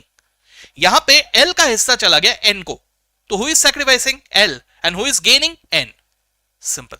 ठीक है, तो आपको क्या करना है? आपको गुडविल के अमाउंट में एल का कितना शेयर था वही कैलकुलेट करना है, वही शेयर अब एन का माना जाएगा। तो एन का शेयर कितना है? 3/10, है ना? तो 50,000 में 3/10 निकाल लो, कितना आ रहा है? ठीक है, यही amount is the gain of N and is the sacrifice of L. ठीक है, तो ये आपको बस एन के अकाउंट से एल के अकाउंट में ट्रांसफर कर देना है। 15,000 के गुडविल का एंट्री करना है। आपको कहीं पे भी ऐसा बोला नहीं कि he is bringing in cash for this, है ना? तो इसको डायरेक्टली आपको कैपिटल अकाउंट के थ्रू एडजस्ट करना है। ठीक है, आई होप सब लोग समझ गए। यहां पे the one who is sacrificing will be credited, the one who is gaining will be debited, and here L is going out, he is sacrificing, N is coming in, he is gaining. तो बस आपको उनका ही share 3/10 निकाल के capital में adjust कर देना है। ठीक है, यस आगे देखते हैं partners being paid off their extra. अच्छा ठीक है ठीक है ठीक है, ये तो हो गया, यहां तक हो गया। ओके अब ये सारे एडजस्टमेंट्स कंप्लीट हो जाने के बाद मुझे कैपिटल अकाउंट बनाना पड़ेगा। ठीक है, तो कैपिटल अकाउंट में मैं सबसे पहले एल के अकाउंट में फोकस करूंगा और यहां पे मुझे जो बैलेंस नजर आएगा वो आएगा 81,000। 81,000 का आधा पैसा देना है और बाकी आधा एन के कैपिटल में ट्रांसफर करना है। तो देखो आधा हम लोगों ने कैश बैंक को क्रेडिट कर दिया, आधा एन के कैपिटल में क्रेडिट कर दिया, तो एन के कैपिटल में यहां पे 40,500 आ गए। ठीक है, तो 40,500 इज पेड। ये देखो यहां पे एंट्री, एल के कैपिटल को डेबिट, कैश बैंक को क्रेडिट एंड एन के कैपिटल में क्रेडिट 40,500। ठीक है ओके, अब ये हो जाने के बाद मुझे क्या कहा गया है, partners are being paid off their extra balances to make capital proportionate by keeping n's capital as base। तो मुझे n के कैपिटल को बेस रखते हुए पूरा प्रोपोर्शनेट कैपिटल कैलकुलेट करना है। अब ये कैसे कैलकुलेट करूंगा सर, देखिए रेशियो 5:3 है, हमें n के कैपिटल को बेस मानना है। n के कैपिटल कितना है सर, 40,500। एक मिनट जरा कैपिटल अकाउंट को देख लो एक बार ध्यान से। सर 40,500 था तो सही, लेकिन इसमें से ये 15,000 का गुडविल भी तो एडजस्ट हुआ ना। तो आपको क्या याद रखना है, आपको देखना है what is the closing balance. Closing balance है 25,500, है कि नहीं। तो ये 25,500 को आपको यहां पे बेस मानना पड़ेगा। कहां लिखा था मैंने, हाँ यहां पे। तो 25,500 इज द बेस कैपिटल, है ना। तो इस बेस को ध्यान में रखते हुए आपको इन दोनों का कैपिटल कैलकुलेट करना है। ठीक है, इसके दो तरीके हैं, एक तो वैल्यू ऑफ फर्म निकाल लो और उसके बाद 532 में बांट दो। वैल्यू ऑफ फर्म कैसे निकालोगे, ये जो 25,500 है इसको मल्टीप्लाई करो एन के शेयर के रेसिप्रोकल से, यानी इंटू 10/3। वैल्यू ऑफ फर्म आ गया, अब जो भी वैल्यू ऑफ फर्म है उसको 532 में बांट दो। ये एक तरीका है। या दूसरा एक और शॉर्टकट तरीका है, क्या करो प्रोपोर्शनेट कैलकुलेट कर लो। कैसे, सब 25,500 अगर 3 है तो 5 कितना, तो कैसे करोगे 25,500 इंटू 5/3, 25,500 इंटू 5/3, तो ये अमाउंट आ जाएगा आपका। 25,500 इंटू 2/3, तो ये अमाउंट आ जाएगा आपका। ठीक है, तो ये जो आया this is the closing balance of के एंड एम। तो के एंड एम का ये क्लोजिंग बैलेंस होना चाहिए, ये अमाउंट यहां पर ऐसा आना चाहिए। ठीक है, अब जब आप बाकी सब पोस्टिंग कर दोगे तो यहां एक बैलेंसिंग फिगर के फॉर्म में जो आएगा, this is the amount of the cash excess और एज द केस में भी डेफिसिट। तो ये जो बैलेंस है ये कैश बैंक में ट्रांसफर कर देना पड़ेगा, जस्ट लाइक डिसोल्यूशन क्वेश्चंस। ठीक है, तो ये वाली एंट्री भी करना पड़ेगा आपको, के और एम को डेबिट और कैश एंड बैंक को credit. This is to bring in the to make the capital account proportionate, nothing else. ठीक है, बाद में बैलेंस शीट मेरे ख्याल से आप लोग बना लोगे। इसे याद रखना, लिख के सॉल्व करना बहुत ज्यादा जरूरी है, बार बार बोल रहा हूं भाई, अभी तो इतना मान रख लो। ठीक है, चलिए तो 4 हो गए सर। अब last one question is again a very important question and a bit different of track question, and this question is for JLP. So page number 10.149 illustration number 9, JLP का ये क्वेश्चन है, इसको भी प्लीज देख के जाना, this is very very important. ठीक है, चलो देखते हैं। A, B and C are in partnership sharing profits and losses in the ratio 5:3 balance sheet दिया हुआ है मुझे। ठीक है, अब यहां पे A रिटायर हो रहा है and B and C agree to continue at 2:1। Joint life policy was taken on 1/1/17 for ₹1 lakh. देखिए sir, joint life policy already यहां पे अपीयर कर रहा है ना। सर मैंने जॉइंट लाइफ पॉलिसी लिया था 1 लाख में, यानी सम अश्योर्ड या पॉलिसी अमाउंट है 1 लाख। ठीक है, और ये 20,000 जो दिख रहा है ये क्या है sir, this must have been the surrender value of the previously recorded debt. उस वक्त का ये सरेंडर वैल्यू था। ठीक है, जब भी ये बैलेंस शीट बना उस वक्त का ये सरेंडर वैल्यू था। ठीक है, नाउ रिमेंबर वन थिंग, ये रिटायरमेंट का क्वेश्चन है। एक सिंपल सा रूल याद रखना, डेथ के क्वेश्चंस में आपको पूरे के पूरे सम अश्योर्ड मिलेंगे, लेकिन रिटायरमेंट के क्वेश्चन में पूरा सम अश्योर्ड नहीं मिलेगा। यानी यहां पे ये जो 1 लाख दिया है ना, that is just given to confuse you, उसका कोई काम ही नहीं है। ठीक है, आपको कितने पैसे मिलेंगे, आपको सरेंडर वैल्यू मिलेंगे। तो सरेंडर वैल्यू वैसे तो 20,000 है, तो 20,000 होना चाहिए, लेकिन बात को समझने की कोशिश कीजिए। यहां पर हमें दिया हुआ है कि 25,000 मिल रहा है सर, तो अगर ऐसा दिया है ना तो वही वैल्यू ले लेना, क्योंकि कभी कभी क्या होता है बोनस वगैरह भी मिलता है हमें। सो सर हमें यहां पे 25,000 रुपीज मिल रहे हैं। ठीक है, ओके सर, तो कहने से कि अगर 25,000 मिल रहे हैं, बैलेंस शीट पे मैंने 20,000 का वैल्यू दिखाया था, 25,000 मिल रहा है यानी 5,000 का प्रॉफिट। ये 5,000 का profit will be distributed amongst the partners. ठीक है, ये ऐसा होना चाहिए कायदे से। ठीक है, ओके 5,000 मुझे पार्टनर्स में बांट देना है एक। उसके अलावा fixed assets was revalued for ₹1,10,000। Fixed assets था कितने का, 80,000 का, 1,10,000 पे पहुंचा सर, तो 30,000 का अपवर्ड रिवैल्यूएशन। बढ़ गया वैल्यू, है ना 30,000, तो ये 30,000 रिवैल्यूएशन अकाउंट में डालना है और वहां से मुझे पार्टनर्स में लेके जाना है, ऐसे ही होना चाहिए, ठीक है। लेकिन उसके बाद मुझे वहां पे दिख रहा है अच्छा ये गुडविल भी दिया है, हाँ गुडविल कितना है 1 lakh, goodwill on as retirement goodwill was raised for 1 lakh, okay sir, goodwill of the firm भी 1 लाख है, तो ये भी कहना है कि सैक्रिफाइसिंग और गेनिंग पार्टनर्स में डिस्ट्रीब्यूट हो जाना चाहिए, okay sir. Now BNC did not prefer to show such increase in assets in the balance sheet, ओ मतलब ये बैलेंस शीट में वैल्यूज को दिखाना नहीं चाहते, चेंज नहीं करना चाहते बैलेंस शीट के फिगर्स को। अच्छा, अगर बैलेंस शीट के फिगर्स को चेंज नहीं करना है, यानी बैलेंस शीट में जो जैसा था वैसा ही रखना है उन्हें, except cash bank balance of course, ठीक है। लेकिन ऐसा रखेंगे तो गलत नहीं होगा पार्टनर्स के साथ में? हाँ जी गलत तो होगा, तो इसके लिए मुझे क्या करना है, I will keep them as it is, I won't change the values, लेकिन मैं जो भी फायदा या नुकसान हो रहा है इसे एडजस्ट कर लूंगा between gaining and sacrificing partners. कैसे? देखो पहले तो निकाल लो कि टोटल फायदा कितना हो रहा है। कैन आई से जेएलपी से 5,000 रुपए आ रहे हैं प्रॉफिट, एसेट रिवैल्यू करने से 30,000 रुपए का फायदा हुआ, और उसके अलावा गुडविल है 1 लाख रुपए का, है ना, तो सब मिला के कितना हो गया भाई, 1,35,000 रुपए का फायदा दिखाई दे रहा है ना। अब अगर हम लोग किसी वैल्यू को चेंज नहीं करते तो ये फायदा की वजह से किसी का फायदा होगा किसी का नुकसान होगा। तो आप एक काम करो, ये 1,35,000 को जैसे अभी गुडविल में कर रहे थे ना, सेम उसी तरह से आप लोग इसे डिस्ट्रीब्यूट करो बिटवीन ए बी एंड सी, ठीक है। देखो कैसा है, ये पूरा का पूरा मैंने एक साथ ले लिया 1,35,000, ठीक है। इनका रेशियो क्या था, पुराना रेशियो 5:3:2, तो मैं इस पूरे 1,35,000 को पहले बांट लेता हूं इन द रेशियो 5:3:2, ठीक है। बांट दो, क्या आ रहा है देखो, 1,35,000 डिवाइडेड बाय 10 इंटू 5, 67,500, 3, 40,500, 2, 27,000, ठीक है। अब ए जा रहा है, ए रिटायर हो रहा है ना, तो फ्यूचर में अगर मैं ये 135 को डिस्ट्रीब्यूट किए बगैर वैसे का वैसा रखने देता हूं, एसेट्स लायबिलिटीज की वैल्यूज को चेंज नहीं करता हूं, तो फ्यूचर में ये हो जाएगा बी और सी का। अब मुझे रेशियो दिया है क्या इनका, ये देखिए दिया हुआ है, बी एंड सी का future ratio has to be 2:1, ठीक है सर। तो यही 1,35,000 फ्यूचर में से बी और सी में बटेगा इन द रेशियो 2:1, तो 3 इंटू 2 ये आ रहा है 90,000 बी का हिस्सा और 45,000 सी का हिस्सा, बेचारे ए का हो जाएगा 0, है ना। तो अगर मैं इन तीनों को वैल्यूज को चेंज किए बगैर उसको वैसा का वैसा रखता हूं तो मुझे ये नजर आ रहा है कि ए बेचारे का 67,500 का हो गया सैक्रिफाइस, बी का हो गया है गेन, कितने का 90,000 माइनस 40,500, यानी 49,500 से बी का हो गया गेन, और वहीं पे सी का भी गेन हुआ 45,000 माइनस 27,000, यानी 18,000 रुपए से हो गया है, अरे 18,000 रुपए से हो गया है सी का गेन, है कि नहीं। अगर इन दोनों का टोटल लोगे तो ये बराबर 67,500 से मैच करेगा, ये दोनों का गेन हुआ। तो सर मैं अगर एसेट्स एंड लायबिलिटीज की वैल्यू को चेंज नहीं करना चाहता, ऐसा मुझे क्वेश्चन में दिया हुआ है, then in that case I will do this adjustment, जैसे गुडविल में करते हैं वही, क्योंकि गुडविल को भी हम लोग बैलेंस शीट पे दिखा नहीं सकते, राइट, इसलिए हम लोग इस तरह से एडजस्ट करते हैं। यहां पे उन्होंने कहा कि गुडविल ही नहीं, हमें किसी भी चीज को चेंज नहीं करना है, तो किसी भी चीज को चेंज नहीं करना है तो तीनों को वैसा ही ट्रीटमेंट देंगे जैसा गुडविल को देते हैं, ठीक है। तो मैंने यहां पे क्या किया, बी और सी दोनों को डेबिट कर दिया by the respective amount of their gain, और ए को क्रेडिट कर दिया bye the amount of his sacrifice, right. तो बस यही दिखाना है, बी को डेबिट किया इतने से गेन, सी को डेबिट किया 18,000 से, सी को क्रेडिट कर दिया, डन, ये हुआ पहला, ठीक है।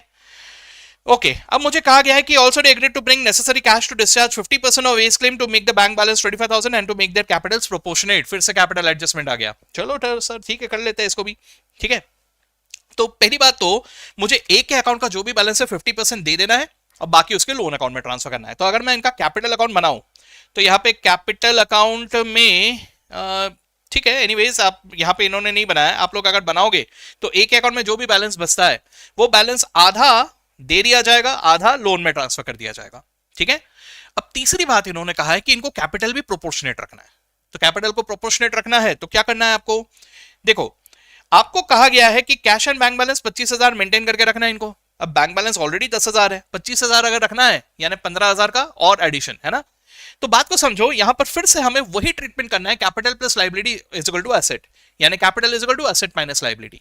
तो जरा समझो, एसेट्स तो ऑलरेडी आपने ने कोई चेंज नहीं किया, एसेट्स तो उतना ही है, उतना ही रहने वाला है। I am not changing the values of assets and liabilities, so assets तो उतने ही रहने वाले हैं। लेकिन उसमें एक चेंज आएगा, वो भी होगा कैश बैंक का, वो भी 15,000 से बढ़ेगा, 25 नहीं, क्योंकि 10 वहां पे ऑलरेडी है। तो मुझे यहां पे टोटल एसेट्स मिल गया। लाइबिलिटीज के वैल्यू को भी मैं चेंज नहीं कर रहा हूं, लाइबिलिटीज भी इतना ही रहेगा। So assets minus liability, I will get a capital. अब उस कैपिटल को पीएसआर में बांट दो, न्यू पीएसआर यानी 2:1। तो ये होना चाहिए उनका न्यू रेशियो, किनका, बी और सी का। अब यहां पे इन्होंने कैपिटल अकाउंट नहीं बनाया, लेकिन आई विल सजेस्ट कि आप लोगों ने कैपिटल अकाउंट बनाना चाहिए, क्योंकि उससे थोड़ा इजी पड़ेगा फिर आपको। तो जैसे ही आप वो कर लोगे, तो उसके बाद जो बैलेंसिंग फिगर आएगा, that is the amount to be brought in by B and C respectively. तो आपको ये बैलेंसिंग फिगर नजर आएगा बी और सी के अकाउंट में, इतना पैसा वो लेके आएंगे। ठीक है, बस इतना ही है। ठीक है, लिख के प्रैक्टिस करना है, very important. Okay, so these were the top 5 questions of retirement. ठीक है, जल्दी से आपके लिए ले आता हूं टॉप 5 क्वेश्चंस ऑफ डेथ। ठीक है, और बस अच्छे से प्रैक्टिस करो अभी से। ओके, चलो, that's it, with this let's stop for the day. Okay, see you all in the next video. Okay, bye bye all of you.